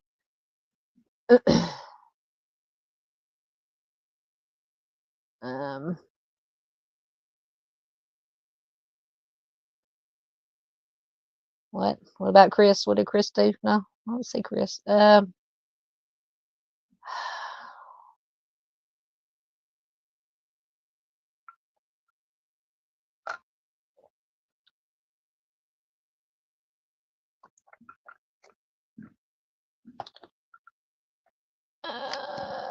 Sorry, I'm just getting caught up.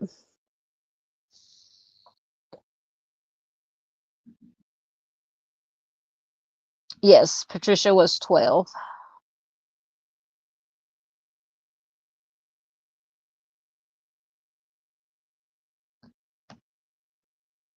I think. Okay.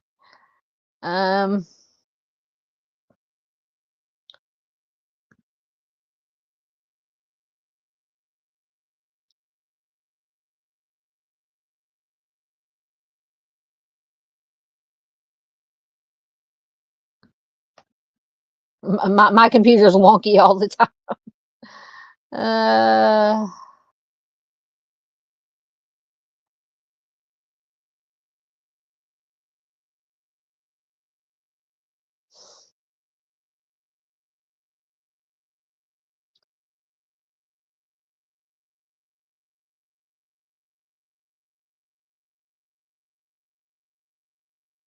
Let's see.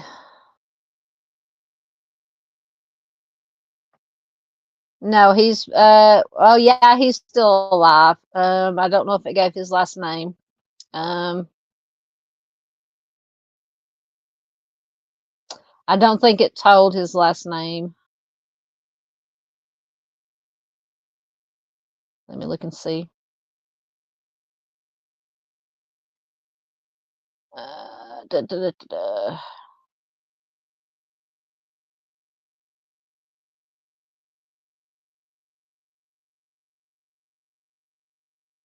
Doesn't give his last name, just his first name, James.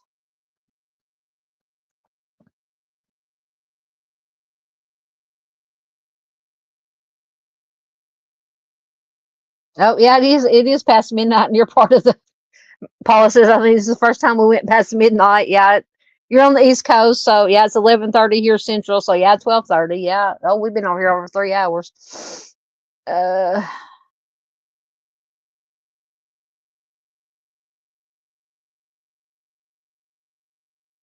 Now James wasn't related to them. James was the well, he thought he was the boyfriend of Patricia's older sister, but she said the sister said they did not have a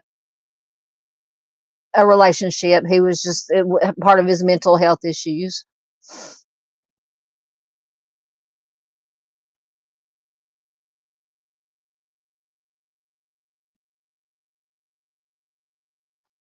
All right, I think I'm caught up. And my voice is about gone. My voice is about dead for. And that's the last one we had. All right, guys, thank you so much for hanging in for 3 hours. If you're watching replay crew, thank you so much. Thank you to everybody in chat. You know who you are. I can't go back and name everybody. Yeah, before you leave, if you haven't already, hit the like button, leave a comment, share. That's the most important thing we can do is share to get all or so as many people as possible can be made aware of these cases. Once again, hopefully Friday, if nothing comes up, if we don't have our family Friday game night, because it's kind of got off schedule a little bit with things going on lately. Try to do a live stream maybe Friday night. If not Friday, maybe Saturday before Dave comes on. May get into some conspiracies or something fun, a little, true crime related, but on a little bit of a lighter note. If that's something you guys would be interested in.